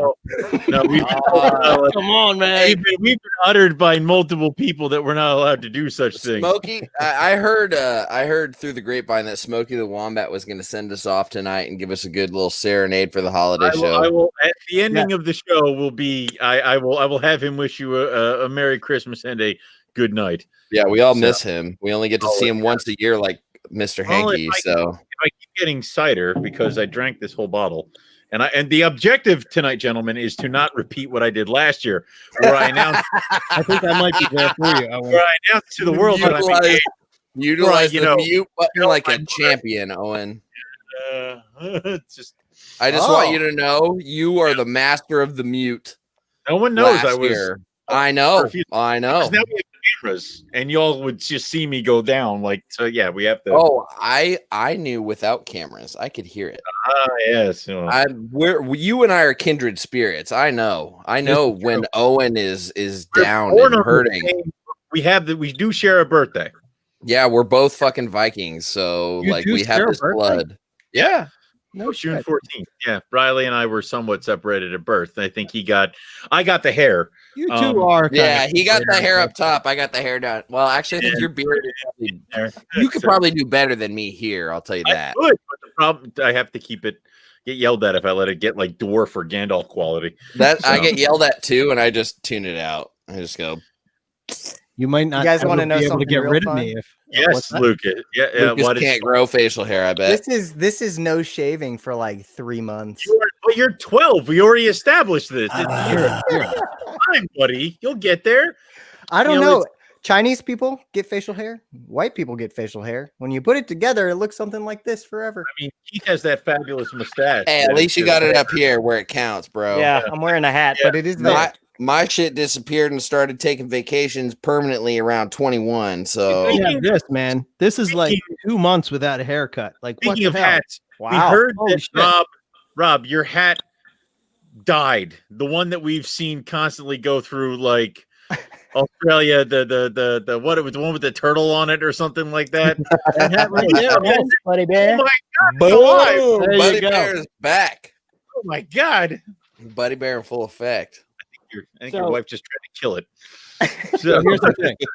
All right, so we've all talked about our favorite other episode, right? I didn't do that yet. Oh, I know. Eric, you keep trying to kill this segment. I don't know what you're doing. We get sidetracked. Yeah, I know. Go ahead, Lucas. What's your favorite podcast episode? This one's this one's easy for me this year. It's when Zach Loafman was on Joe's podcast on Port City Pets, talking about false water cobras and the master's program at West Liberty, because now I have 2 false water cobras and am in love with that species, and B, it guided me towards the next phase of my life, and I applied to and got accepted to the program, and now we're going to take awesome, man. half credit for that, buddy, because you did mention that they heard you on the podcast. So I understand it was like your grades, your determination, like all those other things, but we're going to take about Eric and Owen. I'll give it to you. Yeah. It's just like Owen to try to take credit for fucking everything. I said half. The grievance I have. Like, the timing was certainly impeccable. Is like our responsibility or something, We can do 60-40. I'm flexible. It's fine. I got to give it to him, though. The timing of it all, like you guys having me on the show the week that I submitted my application was amazing. Like, what are the odds of that? I can't get a job in the animal field, but we can get Lucas into a freaking grad school program. I'm not better. In all seriousness, no. In all seriousness, no. Oh shit, man. Wow. More beer. More beer. Passion, baby. Passion. Here's the thing. Lucas. Eric. I want you to get a big head, but like I said to you, I didn't know who you were. I saw you do the podcast with Nick, and I saw some of your YouTube videos, and I said, this dude has it. Keith will agree with me. He has the passion for the snake, right? And that's so important. And that's the people I gravitate towards. I don't care if you've been doing it for a year. I don't care if you've been doing it for 50 years. To me, that's the people I want to surround myself with. Somebody that I can talk to and get ideas from, right? And is going to I'm going to bounce ideas off of. And then you're going to say, no, I don't think that way. And then you're going to make me think of a different way. And I might make you think a different way. And that's how the hobby, I think, moves forward. Right? It's those people and Owen. So yeah, it's like, those people. And that no, in all seriousness, no. I said it again. Snow. What the hell? I can't do my tongue. Eric wants to make snow carpets. That's all. Don't mind. I've only been trying for 11 years. What the fuck? In the middle of the night and goes snow carpets. Or he's like, shut the fuck up. Yeah. But no, I gotta say that means the world to me to hear, because I think that you and Owen, despite his self-deprecating comments, are the reason that I was able to foster such a strong passion for this, right? Like, I didn't know that I was going to be obsessed with Australian pythons halfway through my college career. Like, what the hell? I had a corn snake and it shit on me and bit me and I hated it. But, you guys through your show were able to kind of be the gateway drug, if you will. And I'll do 60. I'll do 60-40 for that as well. 60 me, 40 Eric. So, that's thank you. But thank you. Yeah. I'll negotiate that for us. You're welcome, Eric. So thank you, Owen. I appreciate love all around on this airing of the grievances. Yes. It's a little upsetting. I have the Festivus pulled up for no reason. That's right. So don't worry, Owen. I'll be over this great feats of strength. Tuesday, and we'll do great feats of strength. Owen, you should have dressed up as Krampus. That would have made this. Yeah. Holiday hat, but that wasn't even going to happen here. It's I was ill prepared. So who do we have left? Rob. Yes. Rob is my. Let me just say that first. Rob is my buffer of Rob and Nipper and Scott and Keith are the 4 people that I look to, that if they tell me that we made a good podcast, that it's good. Right? That's my buffer. Right. So go ahead, Rob. Tell me your favorite episode. What's the episode non-NPR, Rob? Non-NPR. Your favorite one. Go. So Keith, what did you say? I said I only listen to NPR, so my future will be Gavin Bedford. I'm looking forward to that one. Keith gave the right answer and said that there's no other podcast but NPR. Moving on. So okay. Well, actually, so Gav was on the Aussie Wildlife Show. Nice. So we can send you the link for that. That wasn't this year, I don't think, but it's super good and definitely goes into stuff. It's pretty short. It's half hour, 45 minutes, something like that. But yeah, I look forward to that. Yeah, I'll send you the link for that. That wasn't in 2020 though. I know. Fuck, dude. Just chill out. It's all about Lord. Yeah. So I wasn't anticipating the question, so I was just kind of looking through all the different things. Amphibicast, ton of great shows, but nothing really sticks out. Obviously, Riley's deal. I don't know what the future is with that. Maybe that's put a pin in that. But not you guys relate. Chameleon Breeder podcast. I mean, Bill's always doing super interesting things. I like kind of applying. He's with a chameleon or arboreal lizard focus on stuff, but there's a ton of applicability there in terms of overnight misting and all sorts of great concepts that he gets into. So that's definitely a good one. I don't know if Jeff has had, I guess Jeff's had a couple shows for Corrales Radio.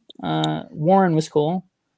I think there's one GG Beekeeper Radio that counts for 2020, right? Like that was one episode. episode. Rick, they did the holiday show. And that was it, right? They slid it in there underneath the tag, so it qualifies. Yeah. I like Joe's stuff a lot. Glad that he's back doing it. The last one was a ton of fun. The one that I think, two that jump out to me for different reasons from the Herpological Highlights guys, I really appreciate that show. We had them on, had a great conversation with them, but so they did a show, not the most recent show, but the one before that was on greater earless lizards, which were those fantastically colorful lizards that we saw in West Texas. Oh, nice. So that was super enjoyable out of the context of us having seen those incredible critters. Now we're just looking at Keith and it's distracting. I get lost in his eyes too. It's okay. No, now yeah. You're off. Yeah. Oh God, that's even worse. Oh God, no. The other the one immediately before that one was they talked about the battle frogs going into the Pamilio stuff and getting into all sorts of deep discussions about sort of the internal physiological cost of being different colors and whether those would be indicative of all sorts of different things. So in the same way, maybe, I love Pamilio, but even if you don't love Pamilio, there's all sorts of interesting sort of jumping off points that are in that conversation. So that was 77 Battle Frogs. Check that out for sure. Lucas, I enjoyed both the things that you did. It's always fun hearing Nick talk. He and I agree on most things, but just varying levels of degree. So that's always of interest. I'm not really a Star Wars person, so that was a bit over my head. But, sorry about that. Fun nonetheless, all good. Let's see what else jumps up. Reptile and Chill. So it seems like they've had some changes and a little bit less frequently now, but I just love those guys,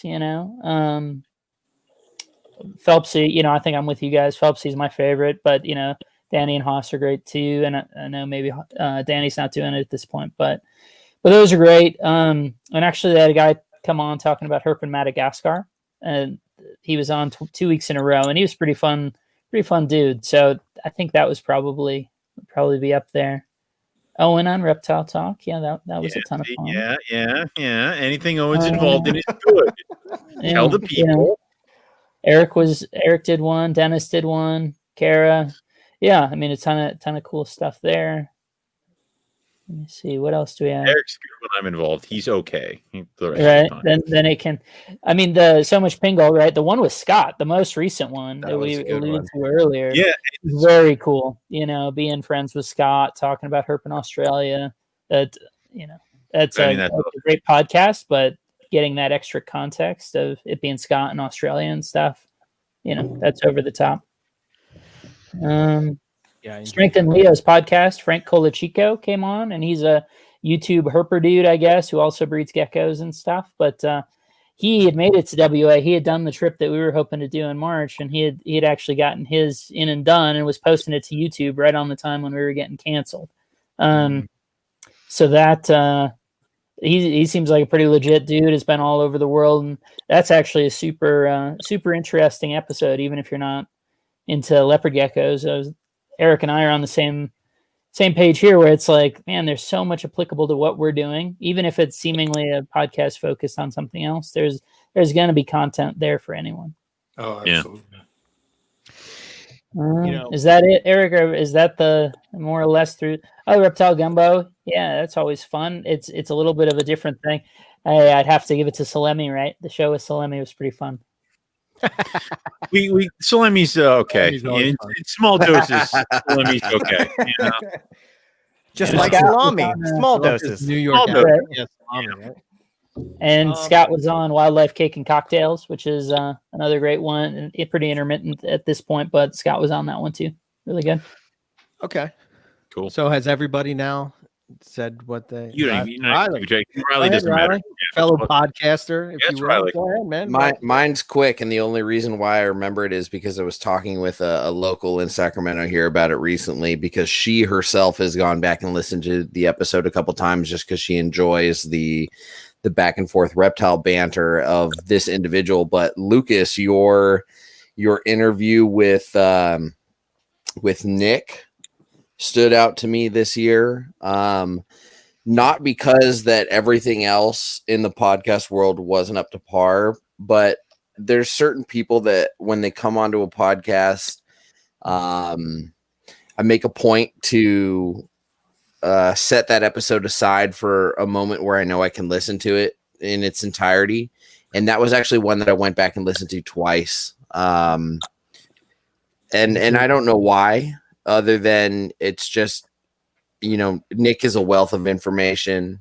His perspective is always interesting. And it's nice for me every year to have a little bit of a refresher to kind of pick up back on his mentality as far as these animals that we all love go. And I never miss a moment to hear him speak on that stuff. And I don't know if it's because of the unique relationship that you two have, as kind of like you're a younger guy that is has found himself in the good graces of Nick and who's really interested in fostering you up and has really done a lot of fantastic things, but you stand out on your own. And so the two of you conversing together just worked really well on that episode. And you elicited a lot of fantastic, valuable content on there that I found so much value in. I went back and listened to it twice.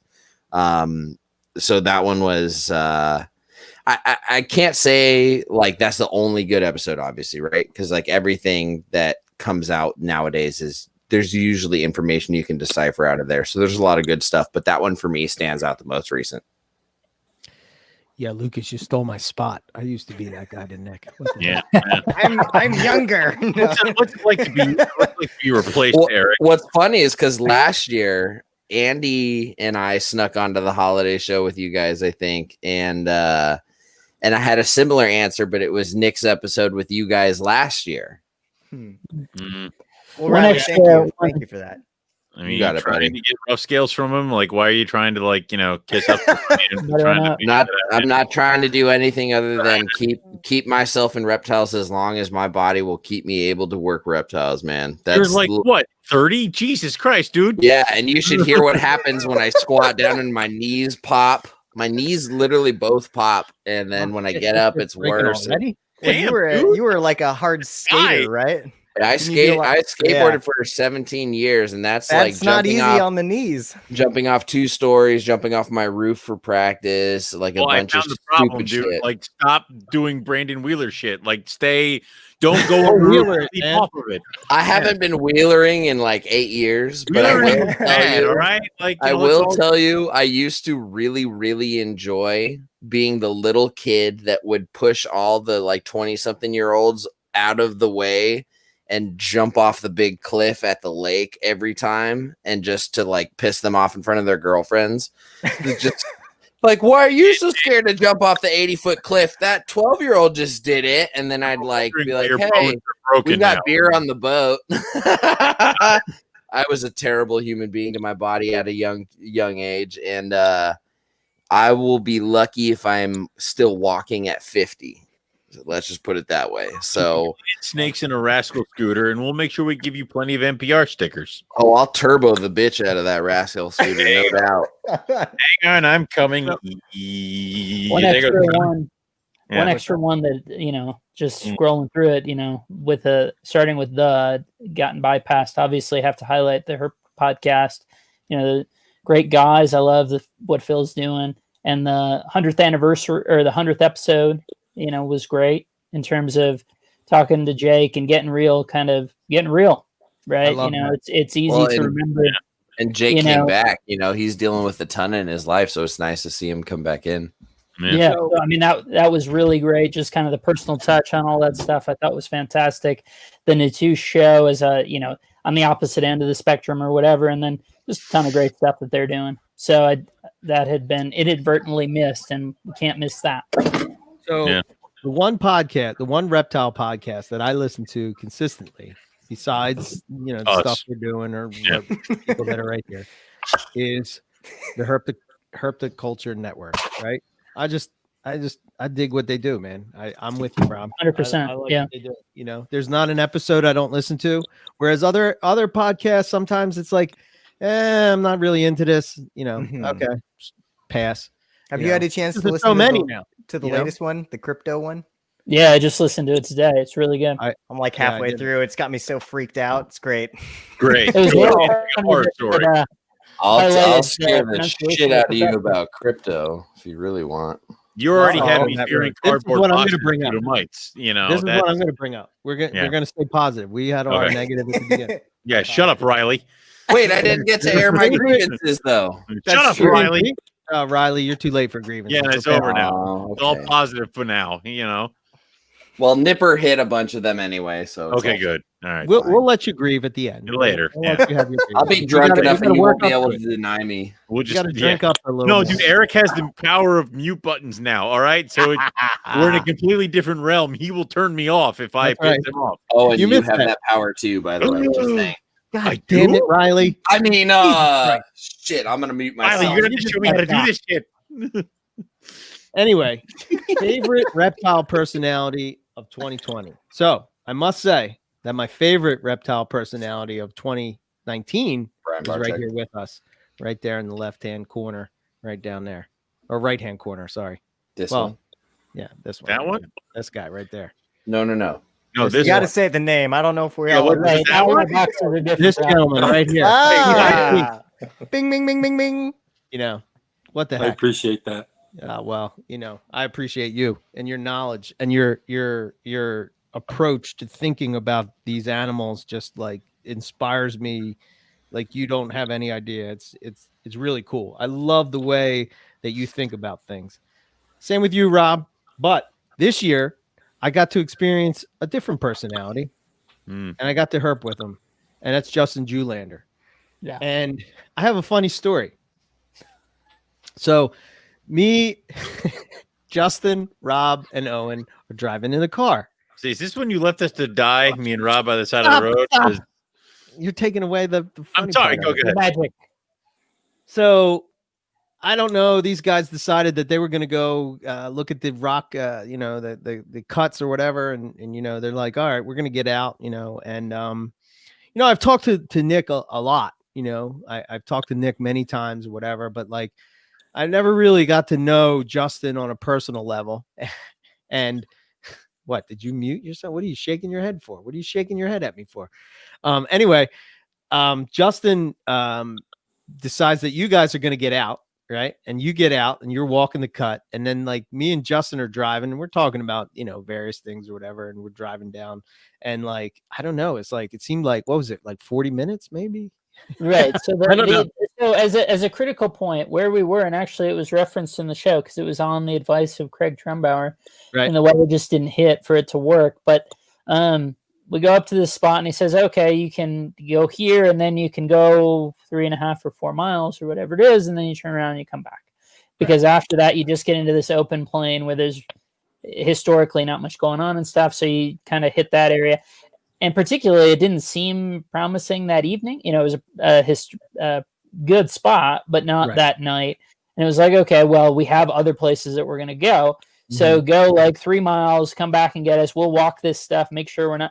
That's the thing with field herping, right? If you're not seeing anything, then it starts to get into your head of like, maybe it's there, but I'm just failing to see it, right? That becomes the question. Is it here and I'm not noticing it, or is it just not out? And so it's like, okay, you guys cruise at 3 miles, but realistically, even if you're going 20, right, this should be, we'll see you again in 10 or 15 minutes or on the high end, right? We'll see you then. So Owen and I are walking. We're in the truly middle of nowhere, not central Australia, totally desolate, but for the United States, we're in the middle of nowhere.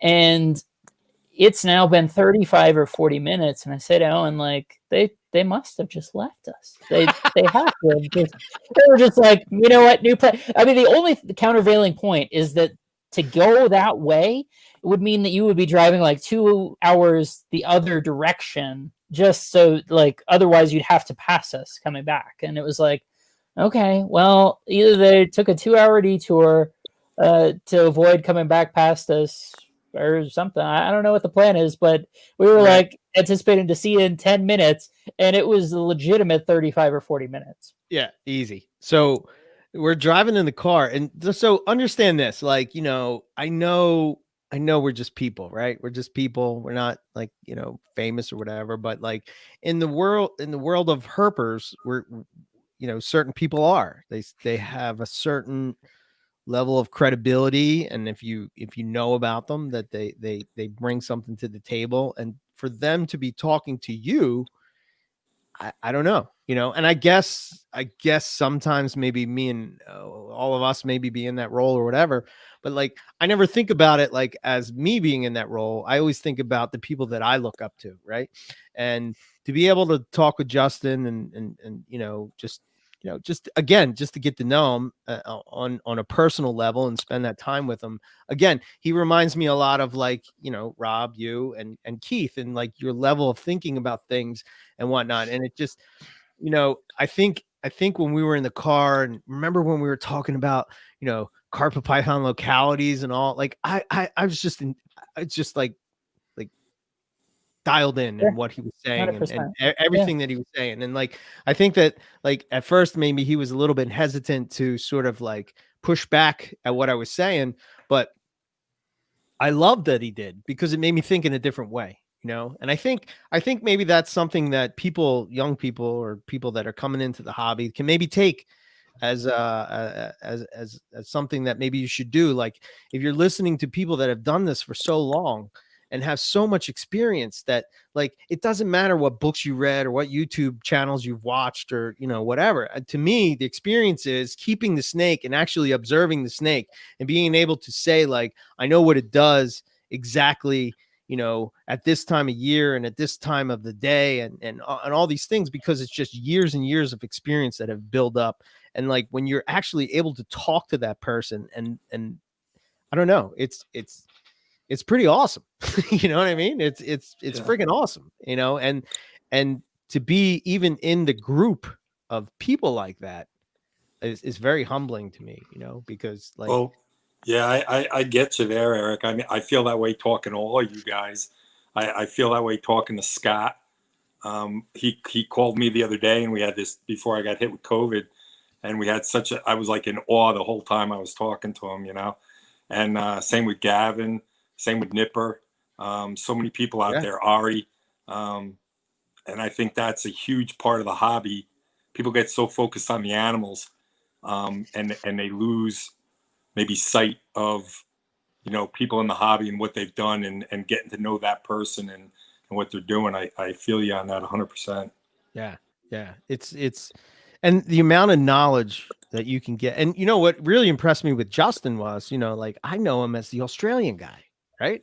I know him as Australian addiction reptiles, and he knows countless information about, but like when he's like, you know, just I can feel his passion about this little lizard that's on a rock. And he's just like super excited about this lizard. And, you know, there's Rob and Justin and they're pumped up about this lizard. And like, I'm like, okay, I don't get it until I saw the picture and I'm like, oh, okay. I get why you're super excited about this lizard, you know, but just like, I don't know, just to be there. And it's like, you have your own little tour guide, if you will, you know, as you're going through these trips and all, and like, you're able to bounce ideas off of each other. And, you know, I think that's what sort of like really I love most about herping is like, you have this opportunity to where you're sort of together. You sort of like, you know, I think it's important that you herp with people that you actually get along with and like you can sort of go with. If you hated each other, it would really not go okay. You know, it'd be bad. I knew I was safe when you and Justin drove off because Rob was with me. You would have to return for Rob. You would leave me to die, but you would have to return to Rob. No, and I made sure I was close because I was expecting like a drive up, open the doors, quick Rob, jump in. Like, no, I made sure I was close to him so I'd have a chance. And me and Rob have these conversations every week to where like, you know, killing me? No, this conversation. No, I would never. Not okay, dude. You're important to me. You know. Anyway, I have these conversations with Rob every week where we'll talk about things that sort of like, you know, what grinds my gears type of thing, and like, you know, he sets me straight and I sort of set him straight, and it's like these different points of views to where like, you know, you're sort of fired up about something, and then you talk to somebody else and they sort of give you a different perspective, and you're like, oh, okay, I guess, yeah. Eric, I try really hard to get you fired up on birds. When you were going to Texas and I knew the area you're going to, I said to you, look for road runners, right? We got them. I got them. Oh, that's awesome. They're cool. How different do you look at that bird now that you saw one in the wild? It was cool. You know, I like road runners. Me, you know, when I'm looking at that road runner, I saw a dinosaur. Yeah, I really did. You know, absolutely. It was like, I'm like, oh wow. Yeah. And that's another thing, Keith, like, you know, like you have all this experience with other animals, not just reptiles, but other animals. And like, you know, your outlook on things from looking at it is just, I don't know. I'm just blown away, you know? Yeah. And Justin was on this trip. It really is funny that it's kind of like people with different roles, you know, so to speak. Keith, you couldn't make it on this trip, and it was like, well, Justin wound up being the person who knows about all these other different things, knows about birds and mammals and all these different things in the same way that you had done. So I can't even imagine when you're both on the same trip. Oh shit! Yeah. I think it's just going to be overwhelming. Like, I don't even know what's going to happen then. Yeah, I can't wait for that one. But yeah, a good trip. I share your enthusiasm for the Australian cockatoos, Keith. Yeah. Yeah, I've worked with a handful of the various sulfur-crested cockatoos and a few other things, and you don't realize how intelligent and impression, like, they have a huge impression on you. Absolutely. When you get to spend any amount of time with one for more than just a moment. I absolutely bonded to 2 sulfur-crested cockatoos without realizing it at various zoos, and I have a very, very different level of appreciation for them. So hearing y'all's episode when you got back from Australia and the recollection of the story when you guys noticed those palm cockatoos and the black cockatoos and how you pointed them out, dude, I would have been so freaking geeked to see a cockatoo in the wild. I would have absolutely lost my mind. Thank God Keith was there, because I'm like, chicken in a tree, and he's like, no, Owen, it's not a. They're so smart. They're weird pigeons, aren't they? Yeah, they're so weird. The big pigeons here. We don't even understand them. They're so damn smart. Like, especially the ones that have the all black eyes. You get no extra sense of what their eyes are doing. You get no interpretation. They don't give you facial expressions. The red-tailed black cockatoos, though, what I didn't know, having only seen them in captivity, is what stealthy flyers they are. They are designed for flight, more than other cockatoos tend to be a little more gangly in the air, you know. They're more at home in the trees, but these red-tailed black cockatoos, oh my God, they were just insane to watch in flight. Yeah. So one thing I noticed after having made connections with a few cockatoos is that they're so soft, and feeling how those feather barbs intertwine. What you're saying about them being so silent makes perfect sense. Everything just creates this perfect flight mechanism, this perfectly aerodynamic and silent air channeling sort of structure. I had cockatoos jump off the perch in my apprentice years, and I didn't even hear it until they were chewing on my toes. It was that impressive. Parrots are evil. And that one bird that hit my chest, and I didn't even hear it until I turned around and it hit me square in the chest. And that animal was trying to kill you. That animal became my best friend. I don't believe you. I earned his trust. He bit me on the thumb one time, and it was a warning bite. No, that was an abusive relationship, buddy. You needed to get out of there. Thank God you did. He could take the top of my thumb off, no problem, and he gave me a little bruise. Parrots are horrible creatures. And Keith's gone. Oh no, he's back. I insulted the parrots too much, and Keith left. I have a guilty appreciation for the Australian cockatoos. What is wrong with you? The other animal that was really cool in Australia, and Owen seemed to want to get up and close and personal with, which was a very bad idea, was the water buffalo that night. That was Rob. Rob jumped out of the car. Rob was out of the car and attempting to make. I was the one who was following kangaroos. Again, so when you go herping with people, right, you need to establish rules about what your various intonations and different statements will mean, right? So if you're it's kind of, you want especially in terms of yes. No, that was one of them. Whoa! Term that night. No, the term was whoa. The whoa, yes, whoa. Versus I'm gonna reference what the heck? What's the shoot? I forget. I can't even remember. But you want to distinguish between I definitely see an animal on the road. Maybe I see an animal on the road. It's probably not an animal, but at the same time, I don't want to have years of regret. Let's take a look. All these different things. There was the time I yelled at Keith. That was pretty fun because he just wouldn't stop the damn car. which was good fun. There's time And Eric then, drove us off the road. There was time I Eric nearly flipped the driving- car, Hey, I mean, driving down the that crappy shooter, rat's was road. taking a Yeah, shit in the woods. That's just Yeah. a fact. I mean, it is a the fact. That scenario. happened. We're Yeah. all looking. You and Keith were holding on to each other for dear life. You know, we're gonna die together. Keith ended up in my lap. Yeah, it was fine. Yes, so Keith gives an exclamation that's his same exclamation of, "Oh, there's a snake. This is a certain." You know, this implies a certainty that there's an animal in front of the car. He was not wrong. There was an animal in front of the car. And so I give I respond to his injunction to go check it out. And then when I'm halfway out of the car, he says, "Sorry, what I meant to say is that's a water buffalo. Please don't die at my hand. Don't have your death be on my hand." I mean, he was not wrong. He did say, "Whoa, there's an animal." He just didn't specify the animal and what we were looking into. So yeah, it was fine. And the implication that I should certainly stay in the car, not get out to go. Get out to go looking. That's the other problem is you jump out of the car and you're looking down, and it's just like, no, look up. Like it's there.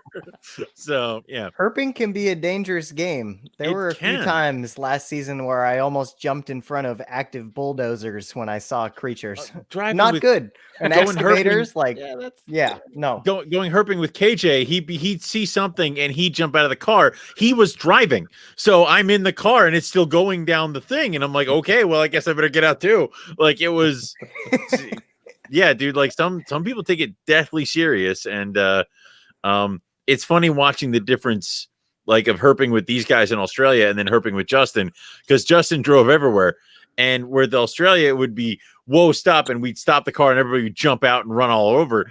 Justin would spin the car around and he would circle the animal if he saw it. Like it was stay in the car as long as humanly possible and then jump out and get the snake. So it was different, and that's the kind of stuff you learn, but fun either way. I enjoy it. I think looking for crocs at the river was probably the eeriest thing that we did when we were in especially because where people have literally died, and there's that was the sign where it said there'd been a croc. Crocs have killed people here.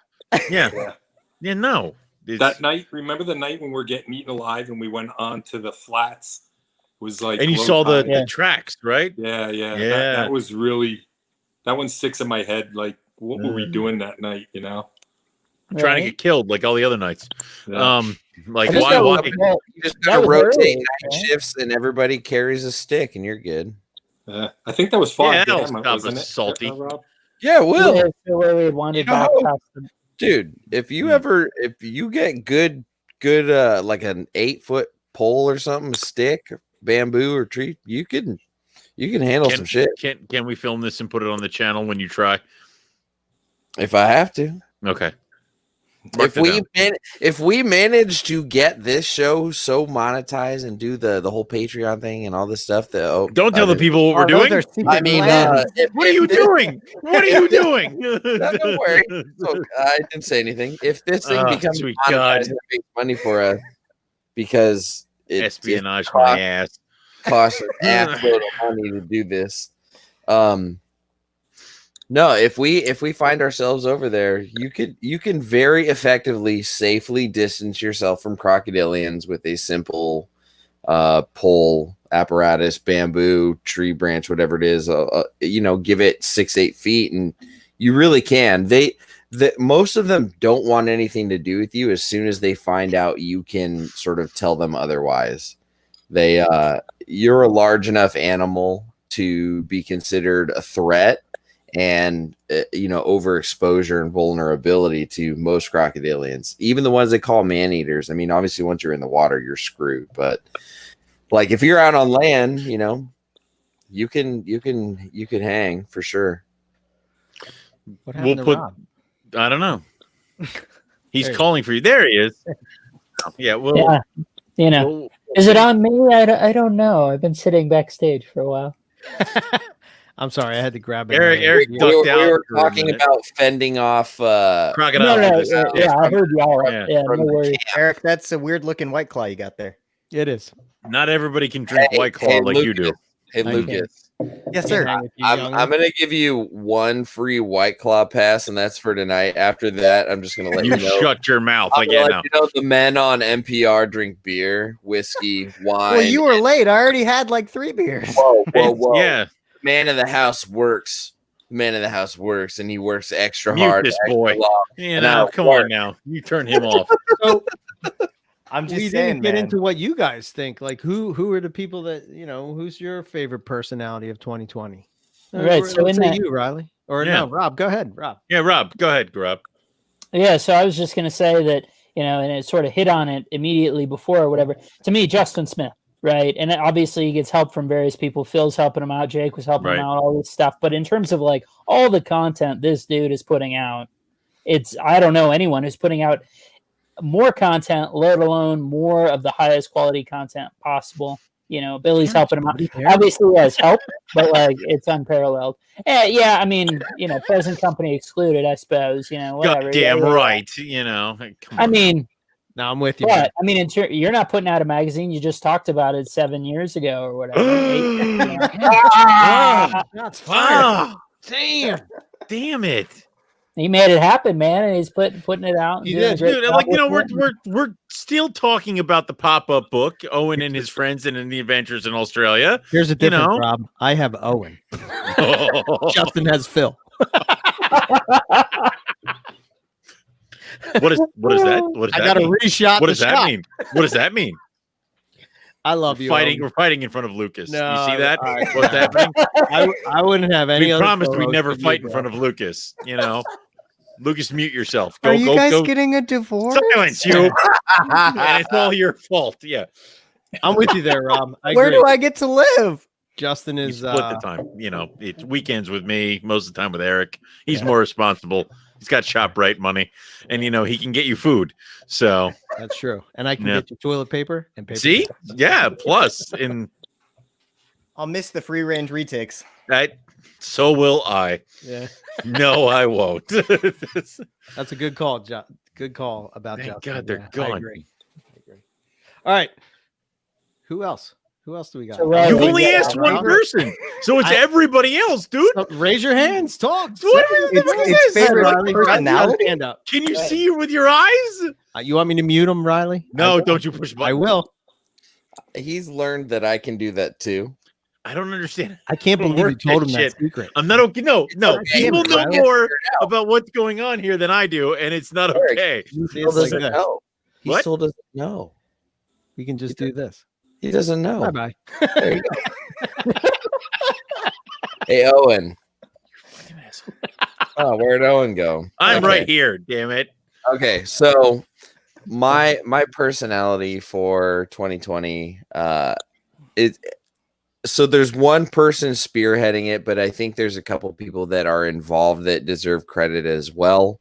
And that would be Ryan Young and what he did with Dunn's Pythons. He not only did he produce them, but he understands what it takes to preserve that species, and he spread them out. He put them in very capable hands to make sure that they were spread out accordingly in a way that could, benefit the survival of the species in the hobby. And I'm pretty sure he had KJ involved with that. Correct me if I'm wrong, Owen. I'm sure it's KJ, Ryan, Nick is somewhat involved in that. I'm sure. It's all of them have Duns, and they kind of combined their efforts to make sure that there was enough diversity as far as the clutches happened, where it was, KJ's female, Ryan's male, and then Nick's female, and one of Ryan's male. So they're also trying to get as much diversity as possible. Right. Well. And so to me, that is fantastic. One of the most ethical, most impressive, most potentially long-lasting and devastationally avoiding things that's happened in our time in this sort of hobby and in herpetology. Without what those three people did, that species was gone. Yeah, and it's definitely very cool because I mean I don't think enough credit gets given to Ryan for breeding like Dunai, Dunai, and then all 3 species of Bathrochilus in 1 year. It's all 3 people involved are really good people for the hobby, whether it be for breeding, for just promoting your native wildlife and herping like KJ does, whatever it is. All 3 of them are good people, and they all combined forces and did something that was not about themselves. It was about the betterment of the hobby and everybody else, and making sure that this species stays around for the people that decide they want to dip into some of those odd, obscure, unusual, rare species. And the icing on the cake is that like they realistically could have been lost to U.S. herpetoculture if those 3 guys did not do what they did. They were. That's the problem, is that they were, and now they're. I mean, yeah, they essentially resurrected them, but like there were old animals in the hobby, and that was the like that was it. And somehow the stars aligned, and they pulled that shit off. And I don't think at the time any of them realized the magnitude of what they were doing. I'm sure they understood the importance of it because they're not stupid. And that's the weird thing is I don't think it'll be as greatly appreciated by people who are not in the know. Like, you know, if I have 18 million ball pythons, I don't give a shit. That's okay, though. That's okay.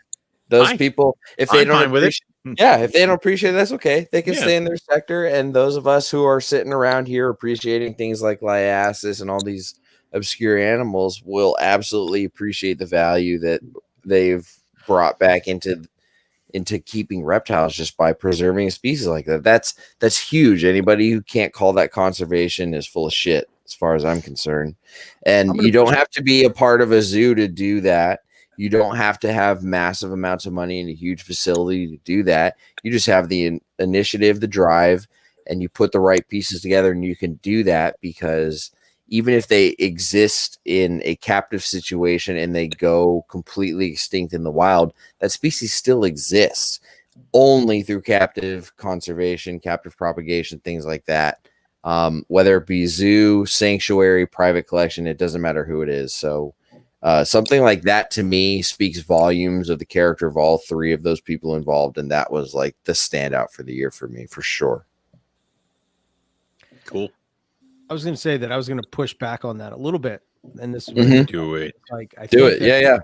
I think that, like, you know, that sort of like Owen and myself, like our whole idea of NPR was to sort of highlight animals that didn't get attention, right? The obscure shit, the stuff that wasn't in spotlight in the middle. Yeah. You know, and it seems like the 9 years that we've been doing it, carpet pythons have gone from this obscure species that sort of some people sort of had, you know, misunderstandings about it, green trees, that kind of thing, to like sort of being sort of like more of a mainstream species. So I think that it's you know, the responsibility of those people that that are breeding those species, that they highlight them and talk about the, you know, I sort of came to this realization when I got a rough scale, right? I've seen rough scales before, and I know, look at Elvin shaking his head, but just the fact that, you know, you have a rough scale in your collection, you know, you got to scream that from the rooftops and tell people why you're so excited about the species. What do you think I've been doing for the past couple of years? I'm not taking anything away from you. I'm just saying that I think that the keepers that sort of like have this, you know, this obscure species and people don't care about, I think that those keepers sort of have a responsibility to make them understand why they're so cool to that person. You know, that's I think something like with Ball and I, Rob with all the goofy species that you're working with, like, you know, all that goofy shit you got, those Bowen things, but it's true. Like, I would have never have thought of that until I'm talking to Rob and he's telling me about this, you know, this boa that's, you know, what is it, like 236 days before it like gives birth, and you're like, nobody has done it and nobody gives a shit, like nobody cares. But like the difference between Rob's like males and females of his boas is ridiculous to me. It's like those males are tiny, and it's like trying to fit the python mentality into something like a boa, and it doesn't work in those kinds of things. Like if I were to raise the boa males up to the size that I would figure they would be at, I'd break them. Like, they would be too big. So right, those boa males, so they're Solomon Island tree boas, but those males are basically the size of the 2020 gelatin jungles that Eric sent me. And that's breeding. Like a minimum of they're 7 tiny. years They're old, tiny. and they're the size of these, 6-month-old carpets or whatever. Yeah. I don't know if you saw that post that Matt Somerville put up, right? Yeah, that was crazy. That post at Ingram's, it was just full of fat bodies and all this stuff on something. You can't even get to regularly feed, or couldn't get to regularly feed, or was at least it was eating, but so on such a disparate basis, right? That he was concerned about it, and the thing is loaded with fat bodies. I think it really speaks to. Yeah, I'm with you, Eric, 100%. Get fat very easily. Yeah. Mm-hmm. I mean, but you can't especially when they're in boxes. That animal ate 6 meals its entire year, and it was fat. It was fat.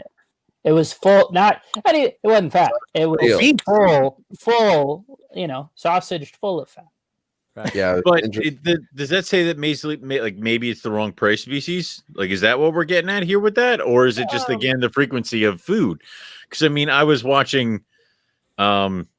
Eric had me because it ate 6 times, man. Thank you, but it's not a frequency. Let's put it this way: I was watching that Our Planet or something like that. Eric told me on Netflix or whatever it was, and they had something on the spider-tail viper, and this thing eats birds, but the birds only end up in this area once a year when they're migrating.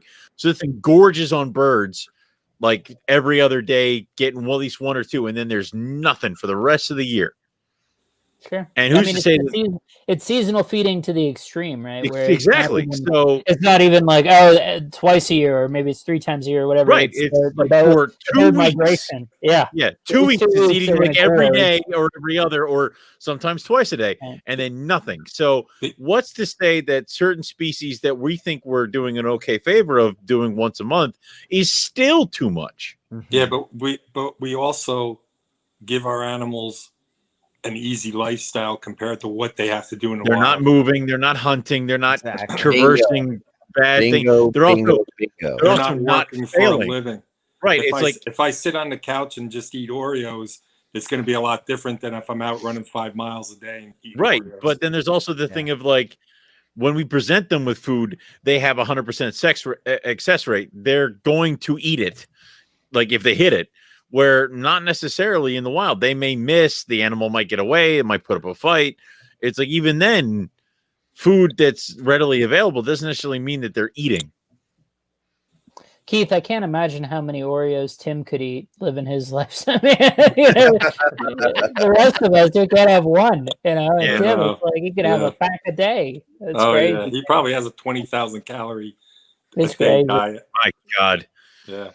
He's all up like on the mountain. We're like, yeah, we'll see the. I'm not gonna throw it down to us. He pissed me off. Yeah.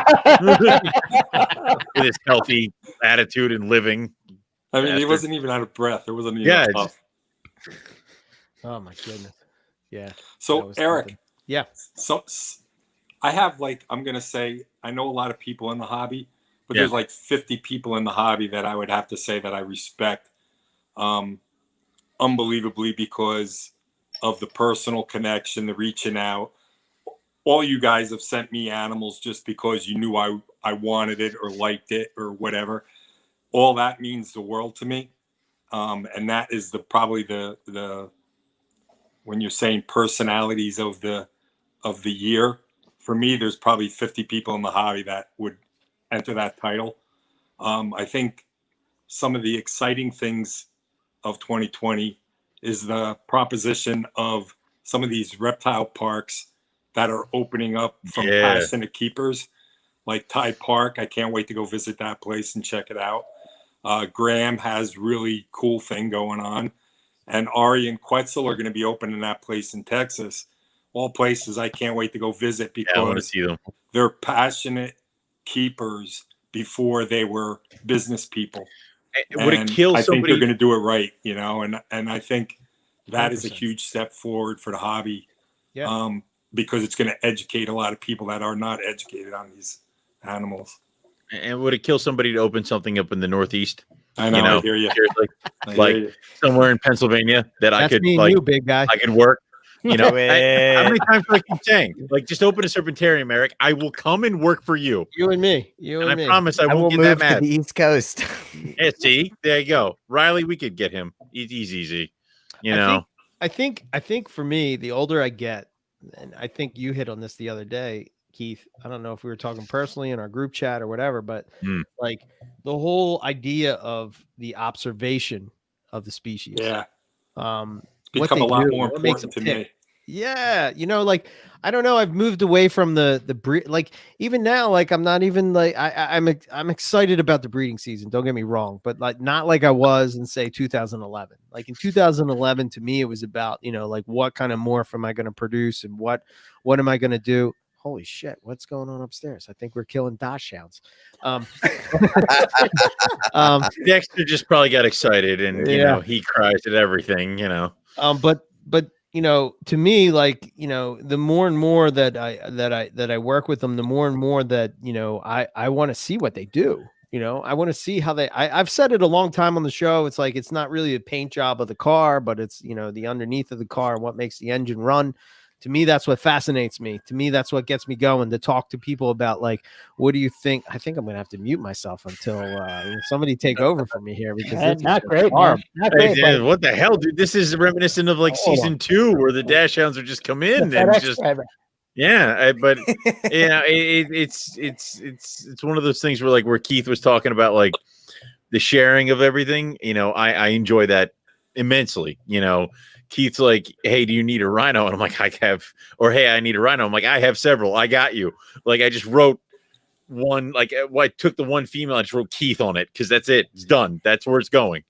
And it's cool to have that kind of flexibility. Like with Eric, we're dropping animals off at my place all the time. Me sending my Yakapuri Depot mail over to him. It's like, it's improving herpetoculture with each other. What? Good use of the lingo, buddy. Thank you. I'm learning.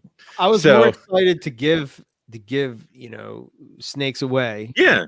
To people that appreciate the snakes. I would prefer that, rather than sell it to somebody that's not going to appreciate the snake. The more and more, the older I get, the more and more, like, I deal with customers all day long, right? And you know, part of my brain is like, you sort of want to be able to sell snakes. So sometimes when I say this on air and in front of thousands of people, it's kind of like maybe I get the image that I don't like selling snakes. It's not like that. It's just that, like, I want to make sure. I don't know. I'd rather give the snake away to somebody that I know is going to take care of that snake and appreciate what it is. You know what I mean? Like, yeah, I don't know. 100%. Yeah, I do.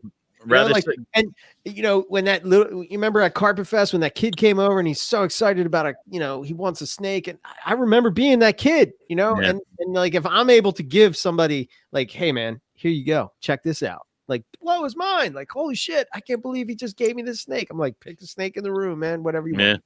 You know, I don't know. Well, I mean, Craig talked about that when he came on the show, right? Is he said, oh, he's at Daytona, and then 15 years, he gives a kid a corn snake or whatever, and 15 years later, the guy comes through and he's like, comes directly over, says, hey, that his sole purpose is to thank him 15 years later, saying now he's a PhD in reptiles or whatever it was, right? That it had that sort of an impact on him, whereas, you know, otherwise Craig probably wouldn't even remember. So 100%, man. In all fairness, right, this show, doing the show for the past 9 years has really influenced that, right? I remember Sean Christian talking about that when we had him way back in the beginning days, and he was saying about how, like, you know, he would give away a snake at a show, just, you know, every show that he did, he would just give a snake away, you know. And I guess if you're not doing it as a living, it makes it much easier to do that kind of stuff, you know. But at the same time, like, I don't know, you got to pay it forward a little bit, you know, like somebody sort of took you under their wing, sort of guided you. Now, I think it's our responsibility to sort of guide the next generation. Somebody hooked you up and somebody got you started the proper way, because that's the only reason you're here. You know, a lot of times the people are left to hung out to dry on this hobby. It can be brutal, especially if things start going wrong or haywire. So it's good to have somebody there to kind of reassure you that, yes, you did everything you're supposed to do. Yes, shit happens like that, you know, and you know, this is how I would do it. And it's good to have that. And the idea of this whole thing is that you do pay it forward. You know, when some newcomer asks the same fucking question that everybody asks. You need to see it as that somebody was just asking and they're just starting, and pay it forward to them. You know, I would much rather.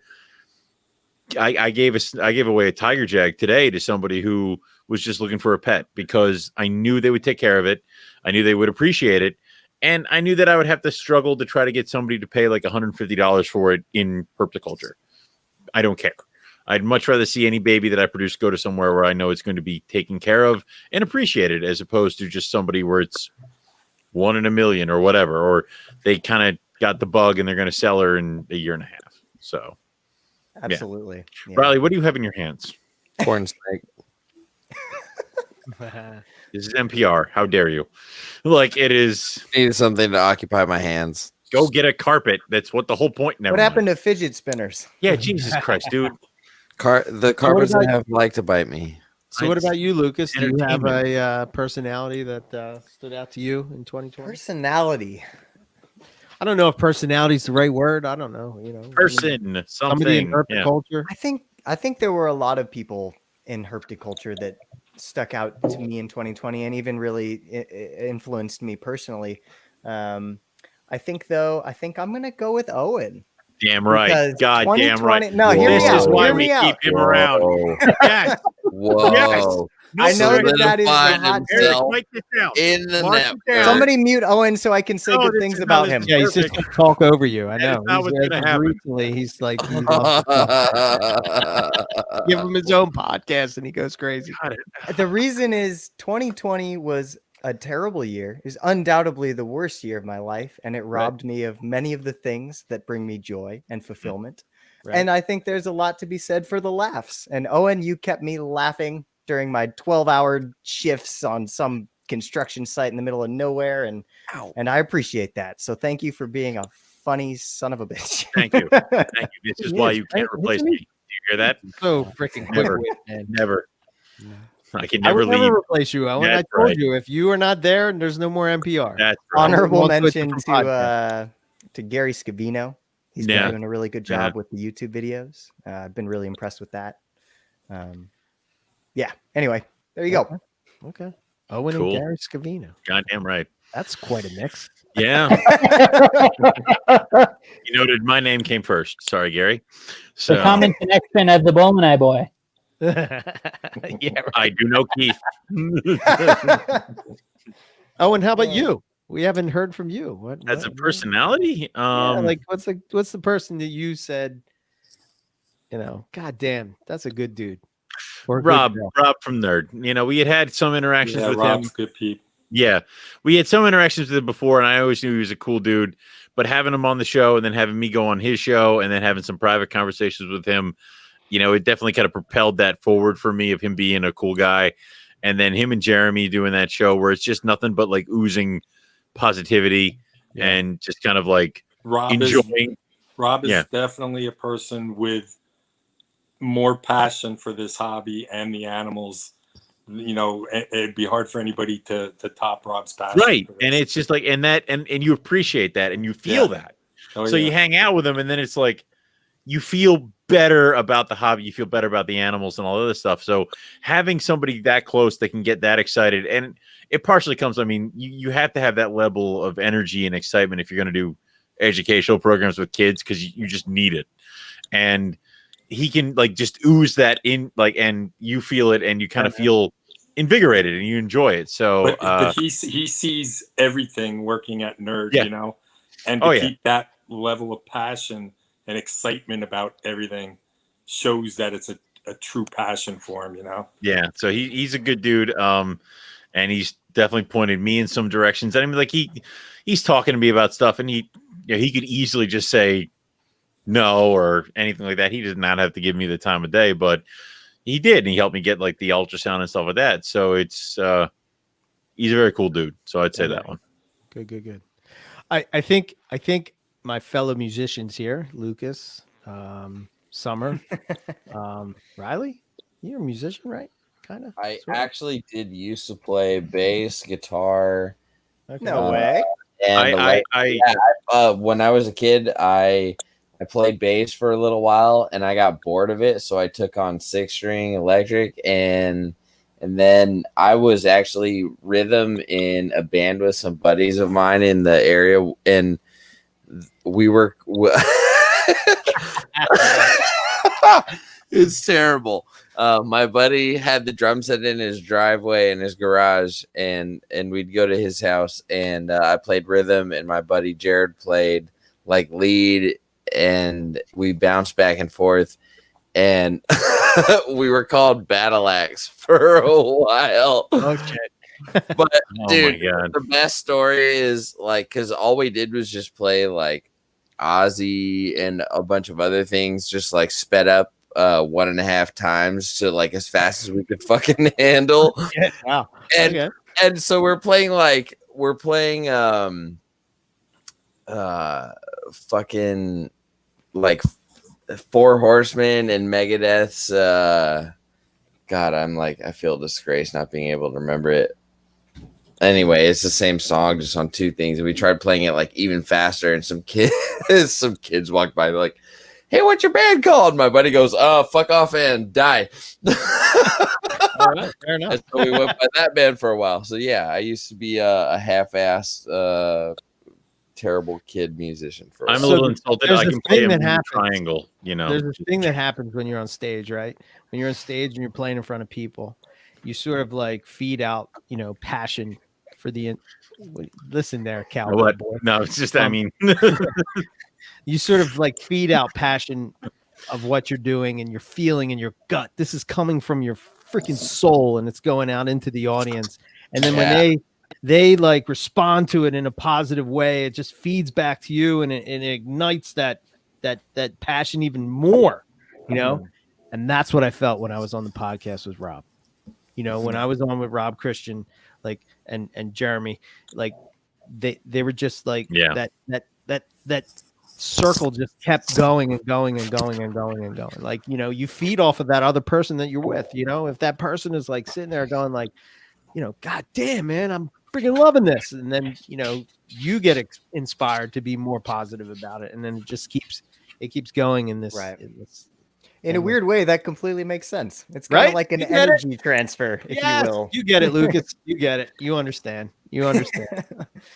And by the way, if anybody doesn't know, I have to throw this plug out here. Like, holy shit. I don't know if you guys have listened to Summer, right? And her singing. Holy shit, man. Have you guys heard her sing on her YouTube or anything like that? No. Not. Now I want to. Yeah. You gotta go. Listen, holy shit. Send me a link. I will. She's great. Hell oh yeah. my God, her voice is it's great. Like every once in a while you see somebody that's again, there's just something that people have that you see and you're like, okay, they got it. Yeah. She's got it. Okay. Yeah. Something you gravitate towards. So it's just the magic that they have. Yeah. It's I don't know how to explain it. It's just that they I don't know. Rob disappeared on that note. he did. He happened. Enough of this bullshit. I told you, He's he off goes to learn when an it's needed. Bullshit. I'm out. He'll come back. It's fine. I don't know. So should we announce a couple things that we're going to be doing in 2021? Announce everything. Riley already started to. No, I didn't. Hey, Eric. Yeah, everyone's I'm gonna drunk. bail because this COVID's kicked my ass and I'm fading. Yeah, All man. right. I'm gonna Keith, go I and hope you rest feel up better. a little bit more. Yeah, man. Keith, It was fun can't though. wait I to herp with you appreciate it. again, man. It was good. It was good time. Thank you guys. Happy holidays and speedy recovery. Yeah, Thank dude. you, We'll guys. catch up I'll with you talk to you soon. Yeah. Bye bye. Thanks, Keith. Is an NPR band about to start? Oh my It God. certainly I would could. love Oh, that. we've already tried to get it off the ground several times. Eric, we could make a new theme song I together. will play the electric should, man. bagpipes, as I'm up is for my it. culture. So, I got my Yeah. guitars right over here. All I have in this room is snakes and guitars. It's all there's room for. that's all Eric has in that room. That's what I No, have. stop. We don't know. Ah. We don't. Eh, Yeah, we don't need to stop it. Stop I'll, it. I'll write the Ready to super go. brutal evil. Pull riff. out at a moment's notice. Listen, I demand cowbell in every single song. could Otherwise, I jam will have right nothing now. to play. No You know? cowbell. Yeah. No. Then I'm just gonna run around in the back with a tambourine, playing it way too aggressively. gonna. You would fit that role. Goddamn right I would. He needs to wear a turtleneck. You're though. goddamn right I would. Oh shit! A Little Fender jazz boy. master action. Yeah, boy. It's actually a Nash. It's a guitar. Zach is asking where we're herping next year. I don't know, buddy. Where do you want to go? You got our numbers. You call us. You let us know. Actually, guys, I got one for this. What? One of the project managers at my environmental consulting company has permit for San Francisco garter snakes, which we talked about a little bit, right? So Yeah. I hit him up and I asked him if there were any public accessible spots that I could go with a reasonable chance to find one. And he sent me a few Google Maps points where he's found them in the past. So I'm going to be going hard for the San Francisco garters ones to warm up. Have we talked about like how we want to start opening a point system for herping, where it's like birding, where there are point systems and things like that? And we said that what was it? 10 points for venomous, 5 points for colubrid. Whatever. Oh no, he's thinking about you it don't now. learn. It hurts. It hurts right now. It's colubrid. Thank End you. of story. Thank you. Next step. If you guys want to come out here to we figured we do teams in the NPR thing where it's West Coast versus West Coast, East Coast. Eric and I we gotta find something. Eric and I already have 10 million points because we found a no in Pelly Python. No. You're asking and you know, in fact, that's negative points because it's not fair. I don't care. Actually, every time you mention it, you lose points. Oh no! It's like a flag. It's like a yellow card.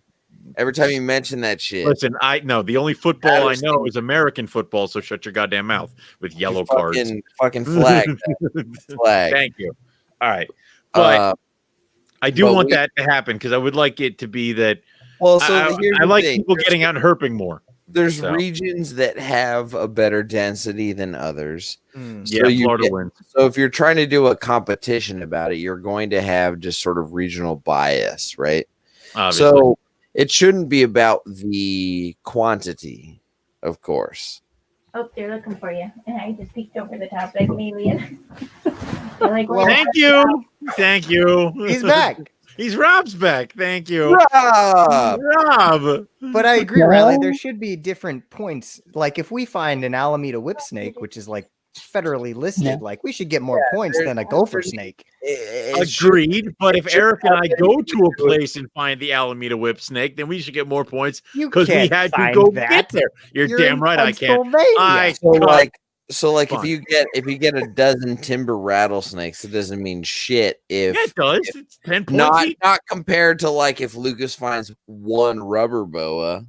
There will have to be a point system awarded, and we will have to go through it fairly, and there will be some sort of jury to decide such matters. But Well, we can make a spreadsheet.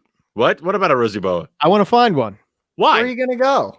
I don't know. Baja. Tell me, West Coast guys. Fucking Baja. Yeah. I mean, the rubber boas are definitely around here. I didn't say rubber boas. I said rosy. Right. I was gonna say the rosies though. You gotta go south. San Marcos Island. You've got Baja. You've got I'm being told I'm loud.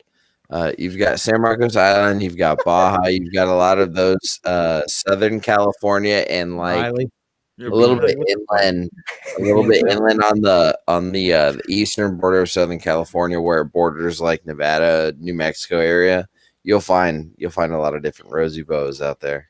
And now we know Arizona, right? Not New Mexico, but whatever. I'm fucking terrible at geography. It doesn't matter. It's all the same state.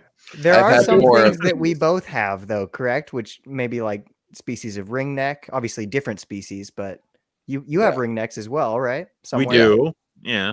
And then diamond Pituophis, even though they might be different species. They are Pituophis. Again, there will have to be an awarded point system, and we're going to have to go over it and get approval. But I think we should, if birders, which are just herpers with feathers, if they can have the herpers themselves don't have feathers. Owen. Shut up. Yeah, I stand by what I said.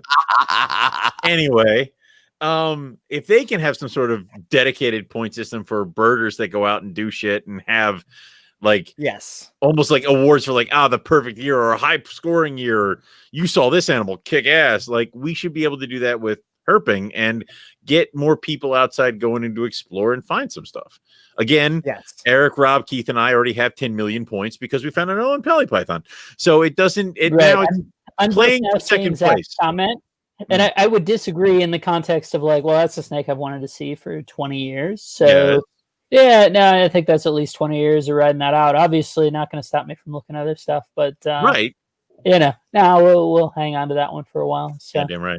Sounds like none of y'all are allowed to compete. You can't. Riley, stop. we won. Quiet. Yeah, that's not how this works. No. No. So, but it would be because I've definitely enjoyed more going out and checking out herping and seeing animals and things like that. You know, I didn't do a lot of herping in my younger years, and now that I'm kind of getting into it, it's very cool. It's awesome to go out with your friends and just kind of walk around and see what you find, because you're also going to be talking about reptiles and bouncing ideas off each other and just having fun. You know, I'm on a mountain in the middle of pitch darkness, and Rob and I are throwing Simpsons quotes back at each other, you know, and it's just something to keep yourself in a brown snake, you know. Yeah. And then there's a northern brown snake. So it finally turns around and says, "Okay, I've had enough. That's enough. Get the fuck away from me." Okay. Yes, sir. Like, it's something like that. And then enjoying things like, you know, just finding the blackhead was awesome.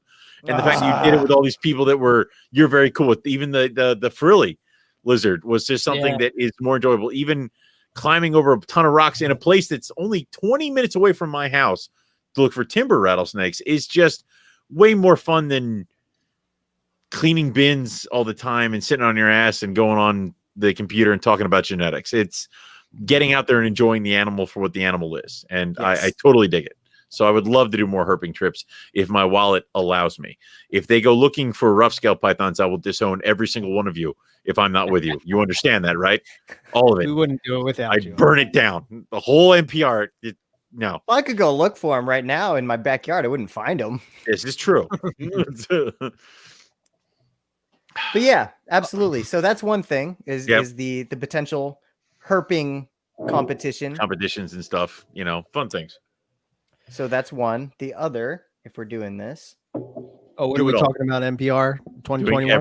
2021 NPR. Yep. The plot. So we got some cool things in the works. We're going to be adding some more podcasts, obviously. Several. So currently we have NPR, obviously, Carpet Cliff Notes, Colubrid Corner, Student of the Serpent. Now we added Carpets and Coffee, which is pretty cool. I enjoy that. Boas and Beards, Carpets. No, we haven't unleashed Boas and Beers because you guys keep doing this Carpets and Coffee when I'm working. You can do Boas and Beers, man. That's all you. No, I don't want to do Boas and Beers. We'll do it together, Ellen. This will be you and me. Oh, yeah, we sort of all do a show together, except then Rob's going to be like all this intelligent and well put together thoughts about Boas, and I'll be like, yeah, all right. And then it'll be the episode, send me some Yingling. That was the only disappointment out of Jim. I was a little taken aback out of that. He's watching his calories. He shifted from Yingling to Bud Light. It's better for him. Y'all are lucky we don't Come get on, that Jim. shit. You only live once, you know. YOLO, him and his YOLO lifestyle. I gotta keep him alive for a little bit longer, and then he can go off and he's representing. We're talking about health. I mean, that's. So aside from more, we're adding more podcasts. Yeah, we're adding more podcasts. So another cool one, right, is going to be, I think, is going to be a field herping podcast. It's me and Nipper. Yes. Nice. And then you said you didn't mention Student of the Serpent either. I did. You did?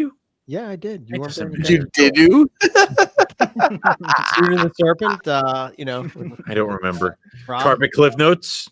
I said that as well. Are you kidding? Am I like a Twilight Zone or something? Is he fucking with me? I don't know. I'm just making sure you get everything out there. This is NPR, right?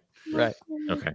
I'm not sure anymore. I don't know. No one knows. No one knows. But one that I'm pretty excited about, that I give you a little, preview of, is going to be Nick Mutton bringing his podcast back. And we're going to be putting it on the NPR network. Yep. And here's the kicker. He's going to be hosting it with Ryan Young. So it's going to be Nick Mutton and Ryan Young. If you ever needed any more reason, that's about it. I mean, that's. I'm so excited for that. Yeah, that's going to be a good one. Even better, I'm going to be editing the audio so I get to hear it before all of you. No, I mean, it's a good way to look at it, I guess. Squadcast, so we can all go and listen. Version, yeah. So that's cool. So that'll be cool. You know, I always enjoy listening. Is that the back catalog too, Eric? What's that? Yeah. Yep. Yeah. The back catalog comes with. I know the answer to that question, but you should. Yeah. I see what you did there. Good job, Rob. I gave you the opportunity, and you said, "What up, dumbass?" Rob is an invaluable part of the NPR. Thank God he's here. We would just wander in the dark without him. Yeah. So Nick used to do a podcast with Herp Nation. Yes. But I promised him that we would not leave him in the lurches like Herp Nation did, and we will make sure that our network is stable doesn't go away for the coming years. We do more podcasts. Yeah. So the idea is just to get more information out there and give people a platform to share that information. So it's not even all the shows because we have others in the pipeline that we're not ready to talk about yet. Yeah, we're not ready to talk about it. Like Jim from Morgantown live. Never over my dead body. Jim from Morgantown's going to have his own what grinds my gears. Now over my dead body. I know it's not anything on the level of what Justin's doing with the magazine, but we're gonna I don't even know if I really talked to you guys about this, but you didn't because I have no idea what you're talking about. Quarterly newsletter type of thing. What? Oh, cool. Yeah. What? Let's do it. Printed press? What?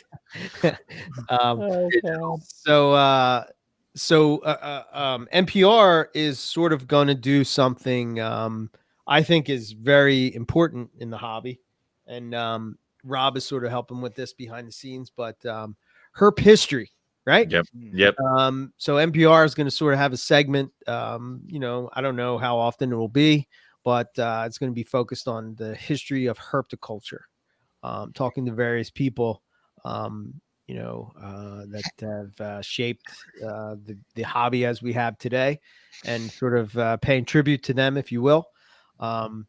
The other one that's sort of sitting there is sort of like, I don't know if this will be part of NPR or where we'll fit in, but they're sort of talking about it in the chat, but they're talking, I don't know what they're talking about, but I see book, but reviewing different books. I think that's an important part of the hobby. I think that I've said it for years that, it's probably the most underappreciated table at a reptile show, if you will, is the book table. And I think it's important that we sort of highlight that kind of stuff. Is Riley filling in the Owen role? Never. Oh, what is it? What is that? What does that mean? It's like, I'm fucking a new vocabulary word. To Owen. Shut up. You goddamn it. We're gonna try to we've added obviously Lucas and Riley to the Owen team. is not doing a Bigfoot podcast. What the hell is that? what in the holy hell is That's that? gonna be me and Owen. Yeah, how would that podcast go? It's not a fucking It would just be real me thing. and Owen yelling at each other, Just the whole screaming at time. each other for 20 minutes. He doesn't even know if I I'm believe done in with Bigfoot. this, and that's how that ends. The funniest thing of it all is that Owen does not know if I believe in Bigfoot or not, because I've never said it doesn't make any sense. officially. You have books on it. I don't know why. Doesn't matter if I have books on it. Why would you do said that? Why would you officially- spend the money on a fake monkey? I've never, because knowledge is power, bro. No. Hey, Knowledge of real things is power. Knowledge of a fake monkey that has a range that lasts the entire United States of Canada. Just because you don't agree with it I- doesn't mean you don't have to understand it. No, what do you mean? You're telling me that a wood gorilla has never been hit by a car in the United States? I like fuel and fire, man. Now, why are you doing Now, that? Owen, What? Owen's got to go full screen where he pisses. Owen, my dad's friend has seen him on a fly fishing trip. Your father's friend was clearly on He massive threw a drugs. rock at him. There is no such Why am I the only thing on the screen right now? You're front and center, bro. You're the only one that's you dick. anti-Bigfoot. Your fake monkey isn't real. The Scottish dinosaur is not real. All this shit isn't real. I Next. never said anything about a Scottish dinosaur. I will I get just to talked that about later. Bigfoot. But anyway, I'm I don't even know what we were talking about because we got distracted with Over. Bigfoot. Yeah, that happened. Yeah, sorry. But no, I think 2021. So NPR is, we're going to try to take it to the next level. I think that it's time to evolve into something different. We've been doing it for 9 years, and I don't know. I like to sort of like push the envelope, right? To push the other podcasters out there to sort of like we sort of took the format of the interview style from Reptile Radio. There's no doubt about that. And we sort of like made it our own, sort of went with it, and it's sort of become the norm. And I think that we're trying to break away from that. Not because that's bad or anything like that. We'll still have people that we're interviewing on NPR and all that kind of stuff. But I think that I don't know. I think when you just have, so many podcasts to listen to, you kind of have to set yourself apart, right? That's sort of the way I look at it. I don't know. Everybody got quiet, like it's all. you were monologuing. We were allowing that to happen. You never allow me to monologue. You want me to interrupt you? That was one of your major grievances. I'm learning. Jesus. No, that was good, Eric. You nailed it. No, that was perfect. He's learned since last week. Damn right. That's exactly what seems to be happening with NPR. And as somebody who started on the Outer Rim, there's no mistaking it. It started with Eric and Owen. Goddamn right. I better be in there somewhere. So I mean that's the foundation, right? Like if we're being real, it does not exist without you two. And then Rob comes on very early on, of course. Rob finds his way to be beyond an asset involved with all of this. And then over the years, you guys just did your thing, and that's all it took. You just did your thing, and you've created this empire, and you've graciously invited people along with different initiatives as far as fundraising or being involved, like Lucas and I are, and just so much more. So the bottom line is you guys really have built an empire, and not to make it seem like it's such like a devious thing. You've really just fostered the growth in a community building. I prefer the devious. Keep going. But now the cool thing is we get to sort of like, because of the way the world is, we get to create all this cool shit, all these cool podcasts that are, budding out of stems that have grown from Morelia Python Radio in the form of Colubrid Corner, of Lucas, you do People of Herpeticulture. Is that what it's called? Something like that. I'm still Whatever. figuring it all out. I just like talking to people. Anyway, the growth of it all is the beautiful product of the groundwork that you two have laid. And so it's about damn time that going on 10 years now of this empire that you've created, that it becomes some sort of a thing that pays you guys back, right? You guys have sacrificed so much of your lives for this, right?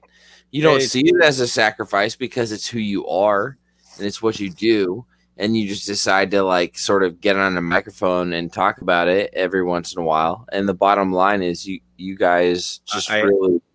I have to, otherwise Eric won't give me the weekly antidote that I need to keep living. I was poisoned years ago when I initially met him, and I have to keep taking dosages once a week. That's why, like, every once in a while, if I miss an episode and Rob sits in, I'm back immediately because I have to make sure I can quick get in there before I expire. But yeah.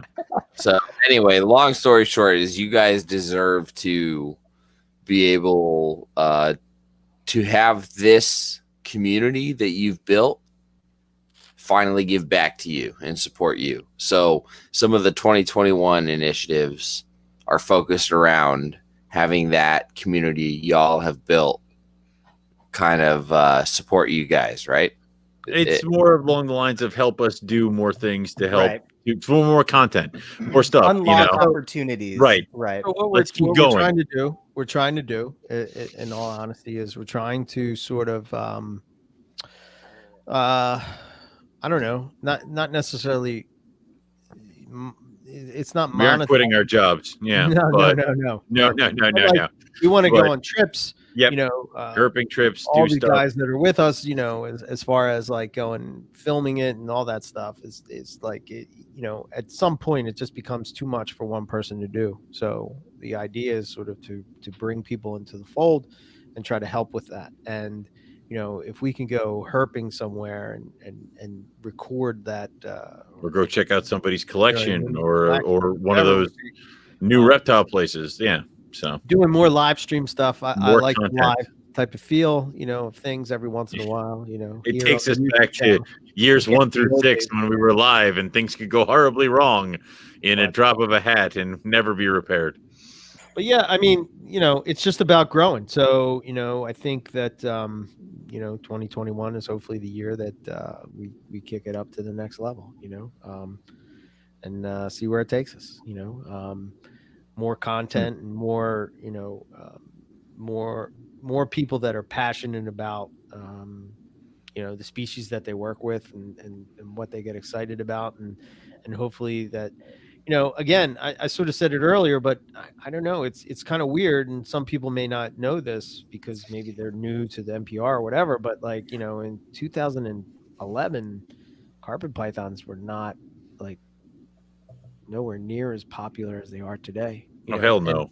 And I think that, I said it and I sort of wrote a blog about it, and it was like, I felt that I got to experience the renaissance of Morelia. The book came out, we had a podcast, we had, all these different morphs that were coming out, and it just seemed like everything that could possibly be cool about this genus that we are so passionate about, sort of, I don't know, it's sort of just the stars aligned, if you will, and here we are 9 years later, and I don't know, I couldn't be more I still love Morelia as much as I did in 2011.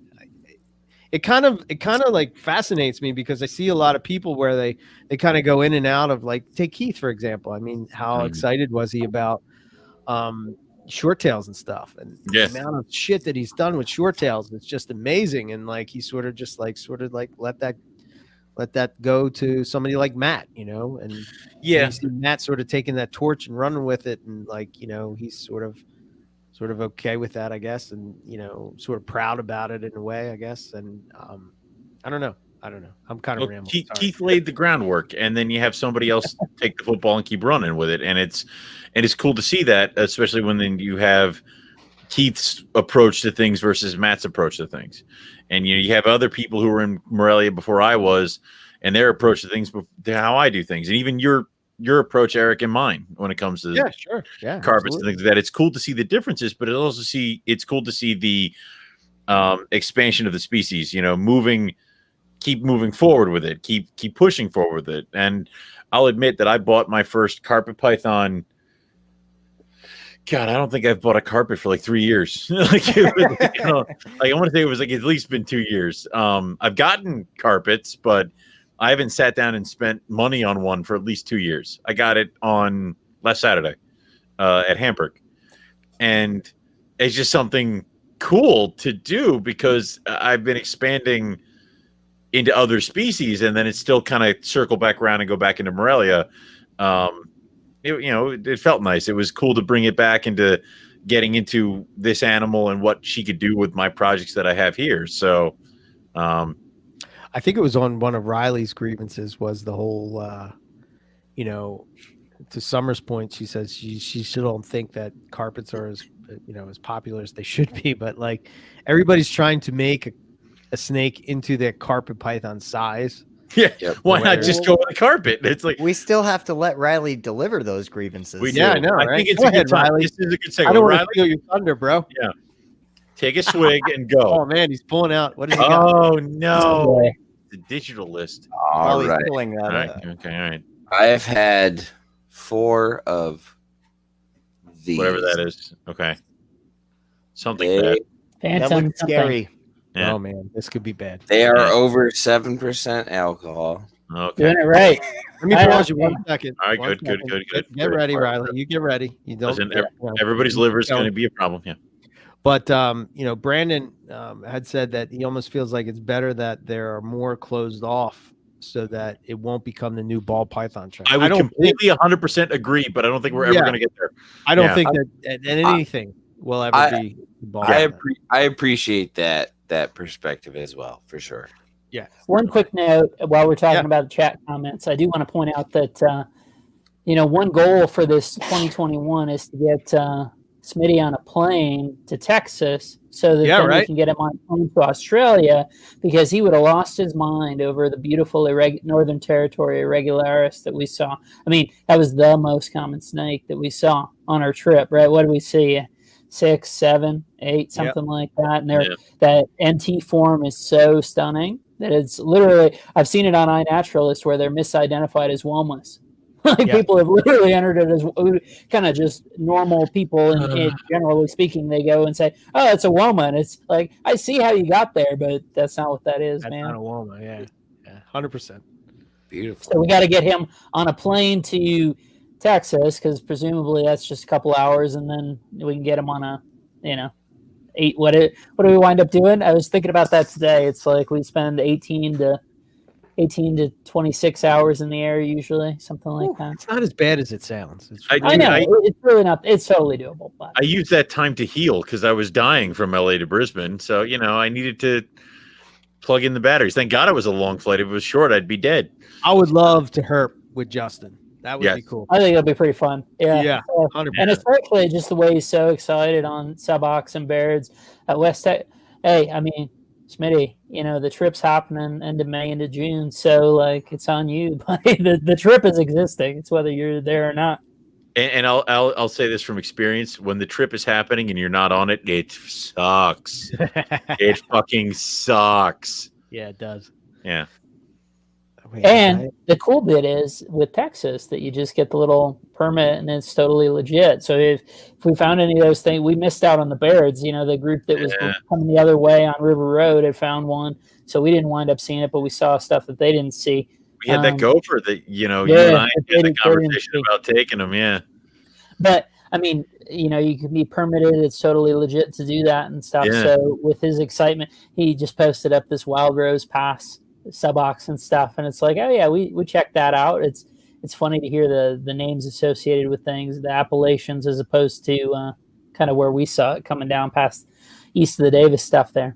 But anyway, neither here nor there. I don't mean to belabor Riley's grievances. Poor Riley has been sitting on these grievances. Yeah, no, it's just going to start. Year. Yeah, go on, Riley. This will be his first grievance, I hope. Yes.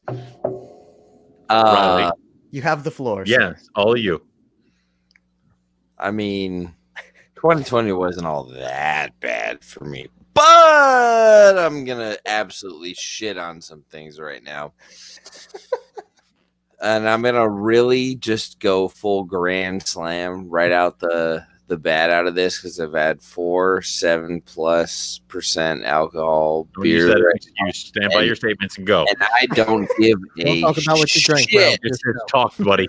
Right now, if you're one of those stupid half-dressed fucking vegans carrying reptiles around looking for fucking attention, go fuck yourself. Stop. Well, we're about to get the letters. I can't stand you. I can't stand you. The rest of the reptile hobby can't fucking stand you. Guess what? You get more respect handling reptiles with your clothes on. Holy shit, what a shocker. Holy shit, keep your clothes on. Jesus Christ. It's not because you don't look good or you don't look bad. It has nothing to do with it. I didn't say shit. But keep your fucking clothes on while you're working with reptiles. God damn. Have some fucking respect for yourself and some class.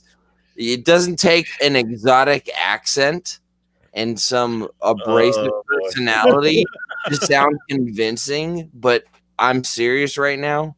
Everybody out there, men, women, whatever you identify as, if you have any self-respect, just handle reptiles safely with your clothes on like a fucking normal person. All right.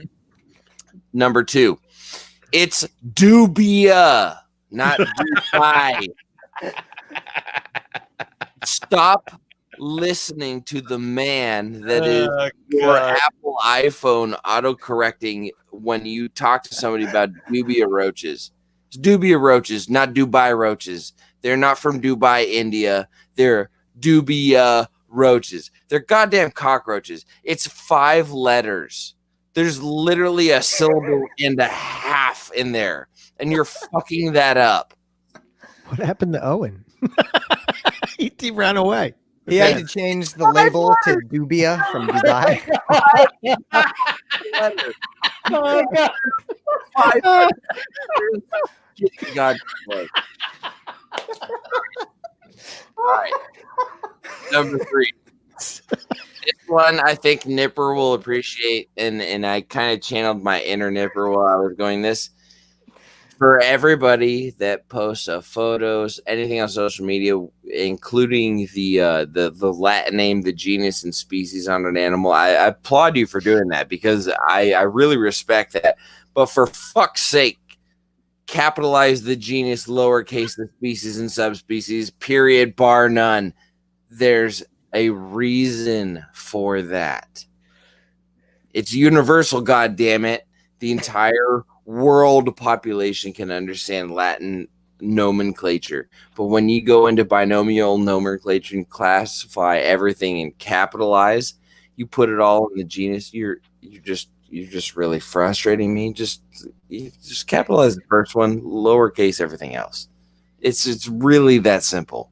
You only have to hit the shift caps for the first letter of the first word, and it's the first one. Is it? Literally leave everything else lowercase. Goddamn. Okay. I'm having Howard flashbacks. Just let it happen. Yes, let it happen. Let it happen. Let it happen. Latin has binomial nomenclature has been around since before every one of us was born. If you sure about that? Eric is speak for yourself, man. I'm pretty old. I mean, I was about to go over the same thing. I mean, do you capitalize Dubai in the roaches? Eric's no, dad I put him to school with a horse. Face. You know, it was. God damn it! I punched him in the face. Okay. Number 4. Pause for a second. Okay, take your time. Go for it. So, and again, with his fucking little digs, right? Just out of nowhere. I don't know if you caught it, but he's like, no, Eric used to drive Eric to work. Eric's dad used to take Eric to school on a horse. Yeah, because you imagine Papa Burke coming up to school. God. I'm sorry, Riley. Poor Eric. God damn it, Owen. Go to school. Well, like, yeah, he's got some big ass freckles on a horse. You know, that's what I can see. It's more like a pony, bro. We're hobbits. I'm sorry. You're right. I'm sorry. A full horse is far too much for you and your father to manage. They're very tall, untrustworthy. The reason why number 3 bothers me his grandfather is because common names. The words of Ryan Cox. Oh dear, oh dear, oh dear. Oh dear. No, stop it. Now we owe a quarter to the reptile and chill guys. Yes. Again. Go ahead, Riley. I was going to say the only reason why that Latin name thing bothers me is because across the globe, common names mean fuck all. So you might as well. About this twice. Yeah, this fits with Scott's grievance and Nick's grievances. Yeah, and that's because they're very intelligent individuals. Okay, number 4. It's 2020. Right. And people still don't understand the Jaguar gene. You're welcome, Nicker. I understand it. Eric, do you understand it? You do. I do. And you do. Why do I need to be the filter for all the motherfuckers that don't get it? because they don't talk to me. They're afraid of me, and Eric's too nice to them. Where he's like, I think of it more like, hey, you have a Gibson, I have a Fender. Let's together. You dick.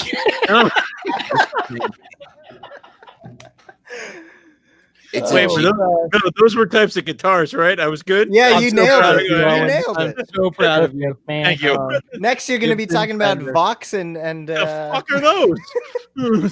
Slow down there. Slow down there, buddy. Easy. He just mastered 2 types of guitars. Only took him 9 years. Yeah. Let's see. Do you know who Joe Satriani is, Owen? No. It begins. What? Sorry, Riley. We'll fix him. hijacked you again. Go ahead. No, it's okay. We'll fix Jaguar Owen. Gene. Jaguar. No, Jaguar is a guitar as well. Jaguar. Jaguar. Yeah, you have to say it like they do about the car, the Jaguar. Well, it's also a guitar. But the bottom line is it's also an animal, a cat of some kind. I hear was Riley has a bottom line. Shut up, Owen. Go ahead. my Riley. main frustration is the spider gene is so understood by everyone else with their thumb up their ass that why can't they figure out the Jaguar gene? Dude, don't tell me. They bred 2 spider genes together and they produced a super spider. Don't tell me. Try to tell me some nonsense on. Super spiders are dead lethal. Yeah. no. So is a super Oh my jet. God. It ain't gonna- Yes. What? It's not going to spontaneously grow lungs. Way to go, Summer. Fuck. You get a calendar. I'm sending you a calendar. Send me your address. You're getting one. All right. What the hell does that mean? My fifth and final. Okay. This is my favorite. This Okay. is my. Man, you're gonna piss a lot of people off with this one. All right. With the interest in large snakes. So we all, don't get me wrong, I love berms. We all love large snakes, right? The interest in large snakes shifting to a more manageable size, i.e. the taking the morphs from mainland retics and putting them into a dwarf and super dwarf size. Why is the hobby trying to make retics the size of carpet pythons? And before you retort, just get a fucking carpet python. Because retics are prettier. You know why?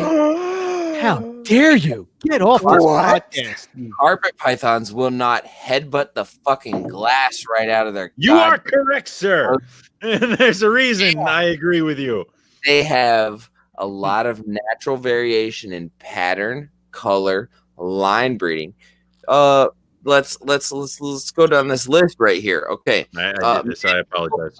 Manageable size. Yeah, you're looking at a 4.5 foot animal to maybe a 7 foot animal tops, right? Depends on who has it. Me or Eric. Well, it doesn't matter. That's the range, right? You're right. Yeah, it's 4 for him, 7 for me. Got it. Yeah, you're right. Horn snake. So, yeah, check. Win right there. Great feeders, give me a goddamn break. If you know a carpet python that doesn't eat, you can send me that animal and I'll prove you wrong. Let's see. Morphs, check. Localities, check. Line breeding capability, check. Is there anything else you need? Because no, keep going. To be completely honest, everybody's given up on mainland retics, right? Fair enough. That's a big ass animal. They make a huge mess and they take a lot of space. Everybody wants to try and make those retic morphs in a small animal.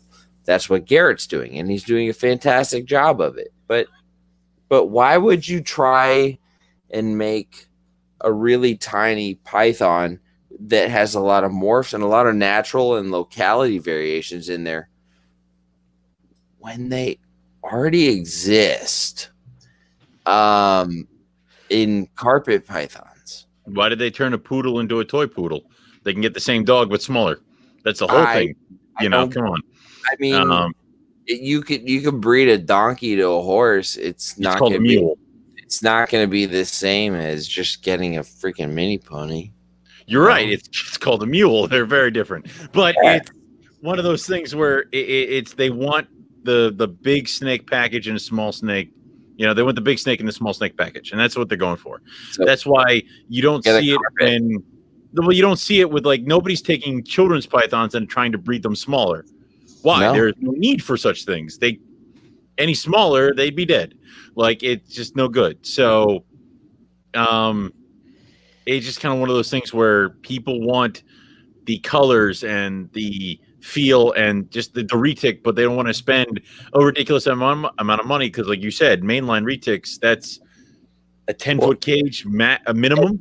Exactly. And so to bring up Brandon Valentine's point, man, he was talking about Garrett, and Garrett is a friend of mine, Garrett Hartle of Reach Out Reptiles, and he's doing fantastic things, kind of bringing the ethical side back into keeping retics by trying to push the morphs into a smaller package, and I absolutely applaud what he's doing. Anytime I have the opportunity to conversate with him behind the scenes at a show, it's really nice. He's very ethical and intelligent in what he does. So, I don't mean to tease or anything beyond that, but like, dude, everybody's looking for that animal, that python that has the natural variation and morphs and combos and this and line breeding and that and all this, and everybody's just so caught up in what's mainstream. And there's this, maybe the stigma is what it is, maybe the stereotypical, they're arboreal, they're bitey, they're assholes, whatever it is, I don't know. But to me, it's like everybody's just kind of dancing around this concept, looking at all these other species, but what they really need is right in the middle right here, and it's carpet pythons. I did like Zach's comment about this hinting of Howard. That's pretty funny. What's hinting of Howard? What's happening? I'm actually texting him right now. He's trying to buy a jungle, but I have video footage of Howard that I will never release on the internet because should you? No, because he and I are kindred spirits. So maybe what you're getting at is probably accurate. Although Howard's new house that he's moving into, I may push for to being the official East Coast Carpet Fest location. It's massive. So we'll talk about that later. No, I love we Howard. won't talk He's about good, it. I'm not doing Carpet Fest at any other spot. House. My house or your house. I'm not going to somebody else's house. I find we're fighting again in front of Lucas. Remember that nightmare? I remember some nightmares. Do you remember? Not really. Exactly. I barely remember half of what happened. I know you don't. No. Anyway, I'm sorry. No, we're done. Yeah, it's fine. Okay. Riley, do you feel better? Lucas, why Lucas? Yeah. No, I mean, never. I never feel better. I always have shit to rant or rave about. That's just my life. But to be completely honest, I've never been more happy with the animals I have surrounding me and the people I have in my bullpen, so to speak. Like, every year it just continues to get better and better. Like, I know 2020 has been absolute shit because of COVID and just really fucked things up for a lot of people. And I'm fortunate and really disappointed to say that there's a lot of people that have had it a lot worse than me. And I really wish I could change circumstances for everybody, but it could definitely always be worse. And I'm just very blessed to be where I'm at, and I'm really thankful for what Eric and Owen have opened up for folks like us. Rob, you're probably as much integral as anybody else. He's kind of there too. Yeah, I guess. No, he really is. Really is. Rob I mean, he's one of those sleeper behind the scenes guys. Yeah, exactly. And is, I don't know. I never have a bad year, if I'm really being honest. There's always, pros and cons to every year, and as human nature sort of dictates, we tend to remember the negative and vocalize the negative and talk about the negative more than the positive. But like, if you really were to go back and decipher every day throughout the year you had, I guarantee you there's more positive than negative. And we're sitting right here right now, and this is evidence of so much more positive. Like, Lucas coming on to the scene and really just kind of putting himself out there, which is like the scariest first step. It is to even just do it. Like I hide behind the fact that Eric did it first. I just kind of jumped on after he did it, and it's. But even jumping daunting, and then Lucas does it by himself. But Owen, I'm very thankful to not be by myself anymore, though.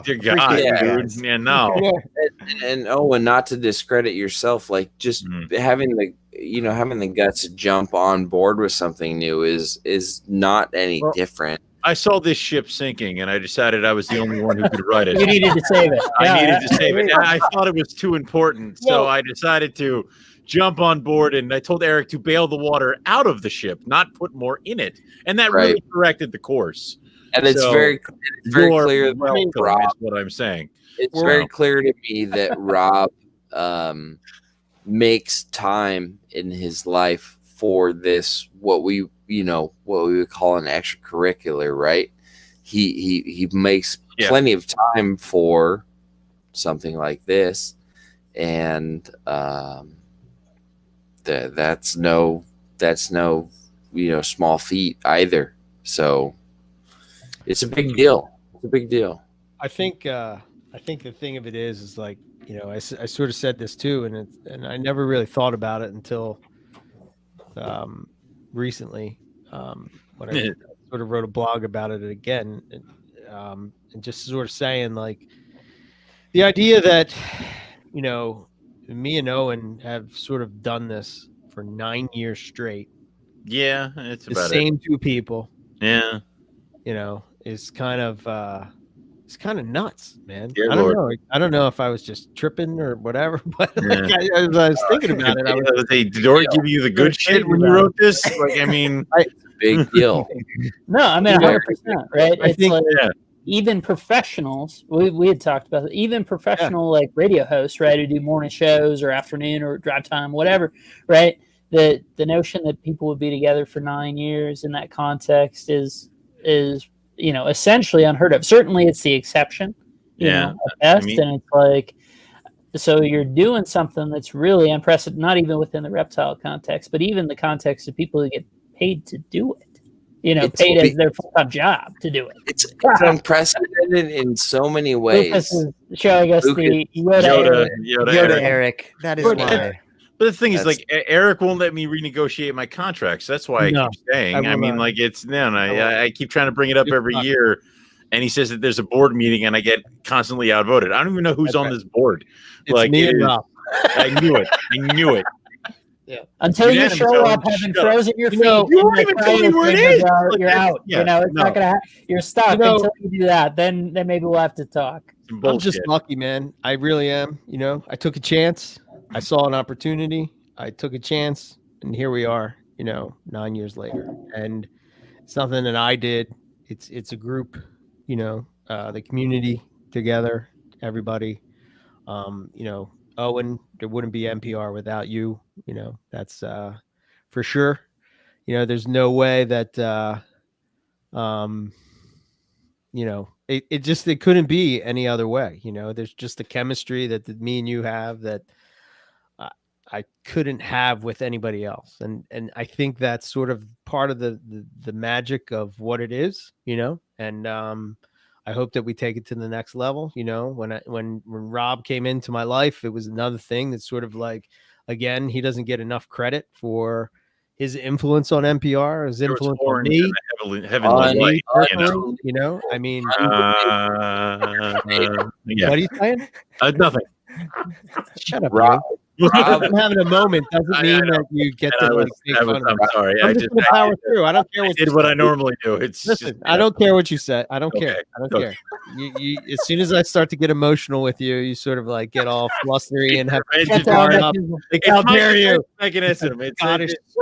I know it's my father never you. I don't know. But, Owen.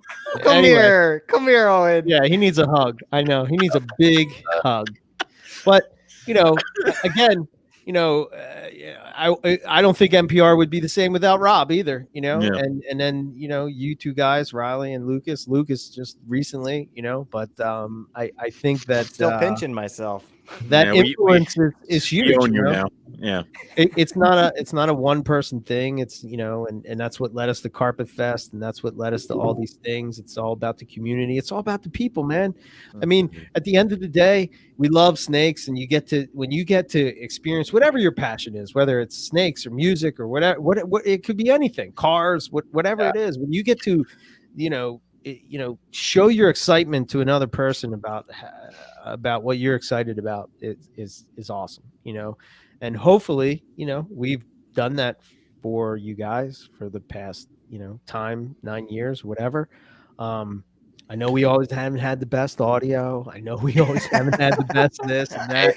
But that never really mattered, though. It never did. It's original. I just like how Eric's thing is like, you can have so much passion for snakes and music. It's like, okay, music, man. That's all it is. The two choices, yes. I mean, what are the two languages? What else? that you There's don't other need? things. Like, yeah.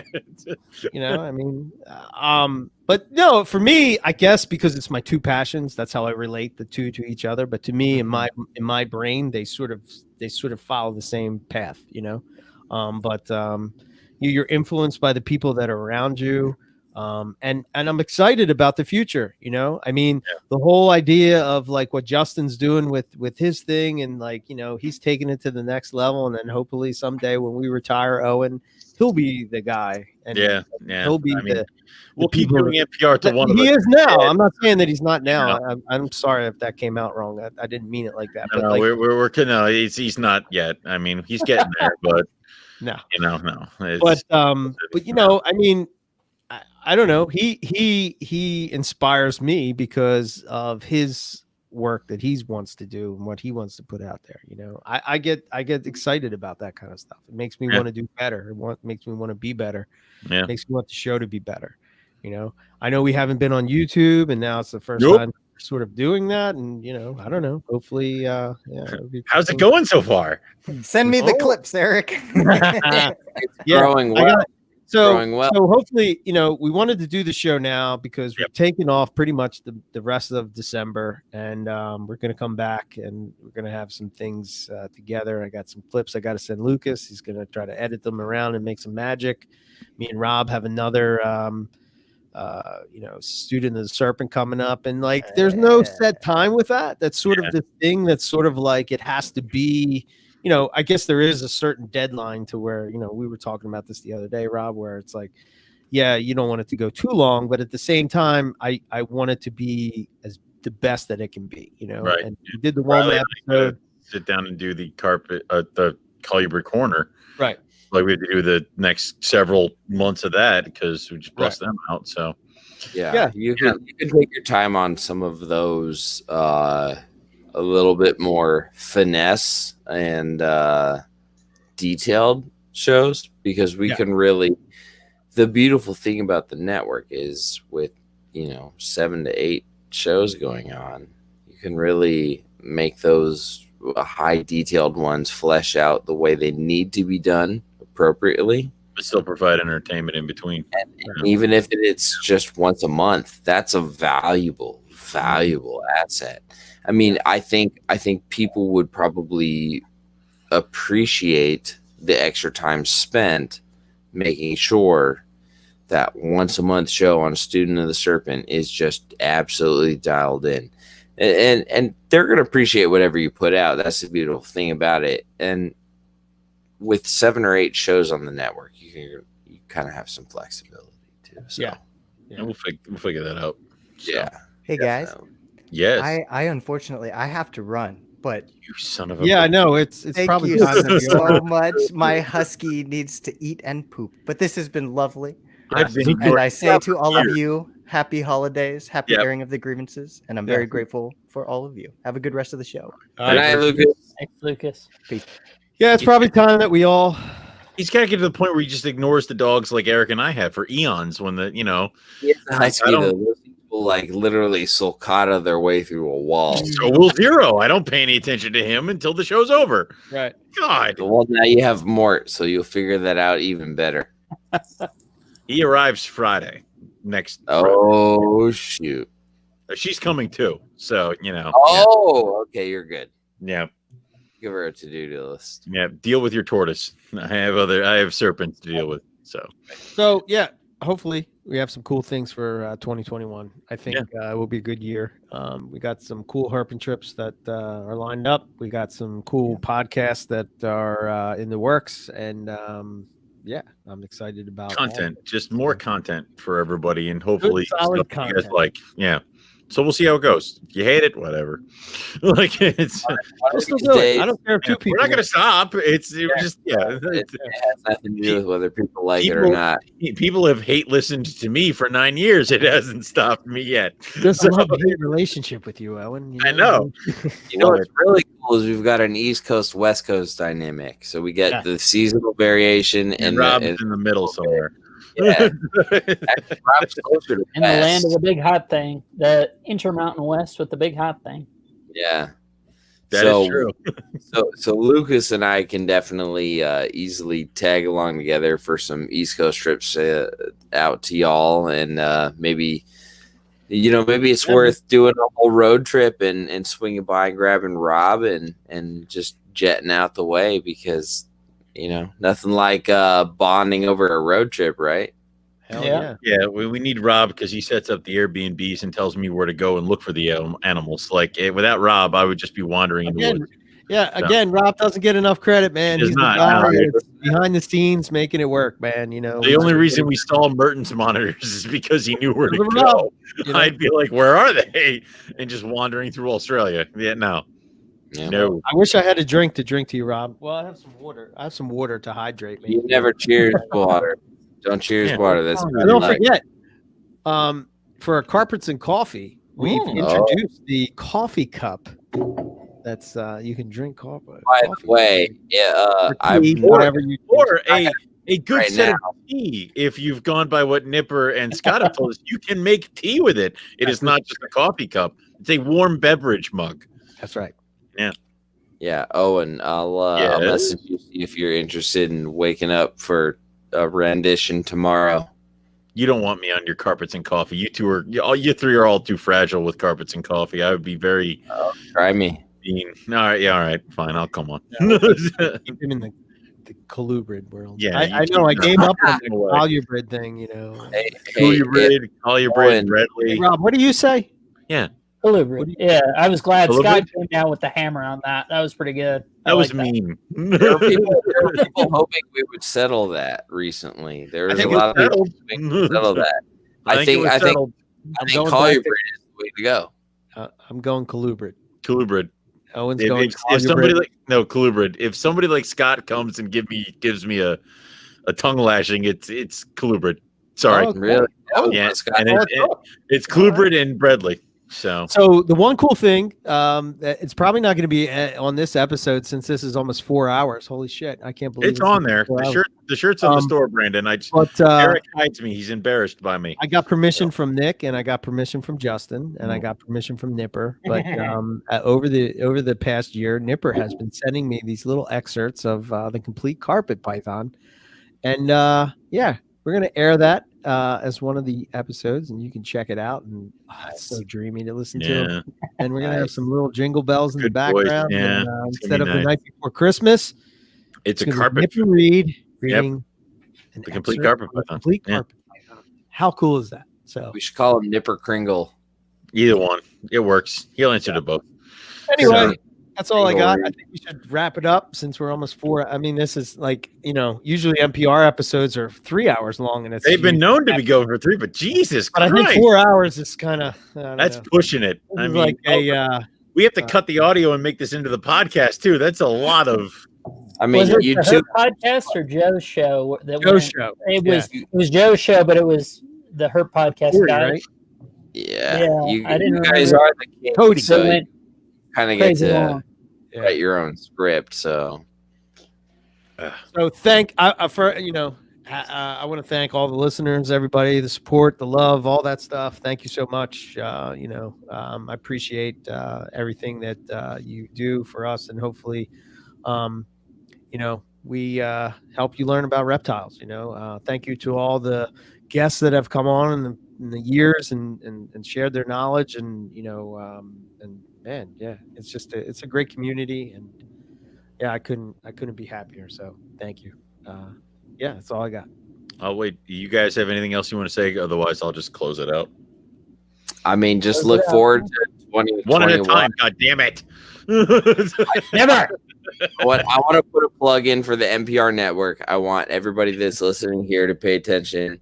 Look forward to the big things that 2021 has to offer for the NPR network. We're putting together the network. We're really trying to umbrella a lot of different shows. We've got some existing shows, some new shows going on. We're definitely trying to expand into the world of YouTube, as well as just continuing the audio domination of the world around you. But we really want everybody to just kind of like grow with that. And it's I think it's it's time for Smokey the Wombat time. But definitely tried to sneak out of that. Let's just go through the rest of. Let Riley finish, and then let Riley finish. Let Rob jump in. Smokey the Wombat will take us out. My last little soapbox that I want to get on is I don't want to like pull the cat out of the bag, but we are working on some monetization, some Patreon sort of thing, and trying to just make it happen. But it's not just one of those things where you just send money and nothing you get out of it. Like, there's going to be a lot. We are working on making sure that you can all get even more out of it beyond what you get now.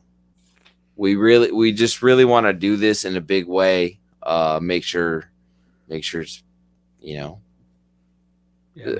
way to support, the damn near 10 years of work that Eric, Owen, and Rob have put together here, and just really give back to them. So it's that I sort of pitched this to them and was like, "Hey guys, this is what we need to do." And they're like, "Okay." To me, it seems like a way to give back to them for what they've given back to myself and everybody else involved in the community. So, look forward to that. And without further ado, here's Smokey. Rob, do you have anything else you want to throw out there? I do not. You damn it. No words of wisdom, no love, no nothing. No, nothing. Yeah, he's like, continue. Okay. 2021, great herp trips. Already thought through, planned out all this stuff. We're gonna do great. No worries there. Heck, we already are working on a show for next year and have a half dozen other guests in the pipeline and all that stuff. So no doubts to any of that stuff. But cool. I think I echo all the things Riley said. Congrats to you two. You've done a ton of great work, and let's keep it going, man. Keep going for at least another 9 years. So, put Owen right on the. Here we go, Owen. You're front and center, buddy. You son of a bitch. So we'll say is real quick before we end this thing is thanks to all the fans for listening. Thanks for everybody who's tuned in with us for over the years, not just in 2020. If you are a new listener, welcome. And we hope you tune back in when we pick back up in January. We wish everybody out there the happiest of holidays and a brighter new year. And we expect to see everybody back here in 2021 for some more Morelia Python Radio. And without further ado, we'll cut out with Smokey the Wombat, who just asks you little boys that the most important thing is to what? Don't be a cunt. That's right. And also not to allow brush fires. Oh, God. And have a happy new year and a bright holiday.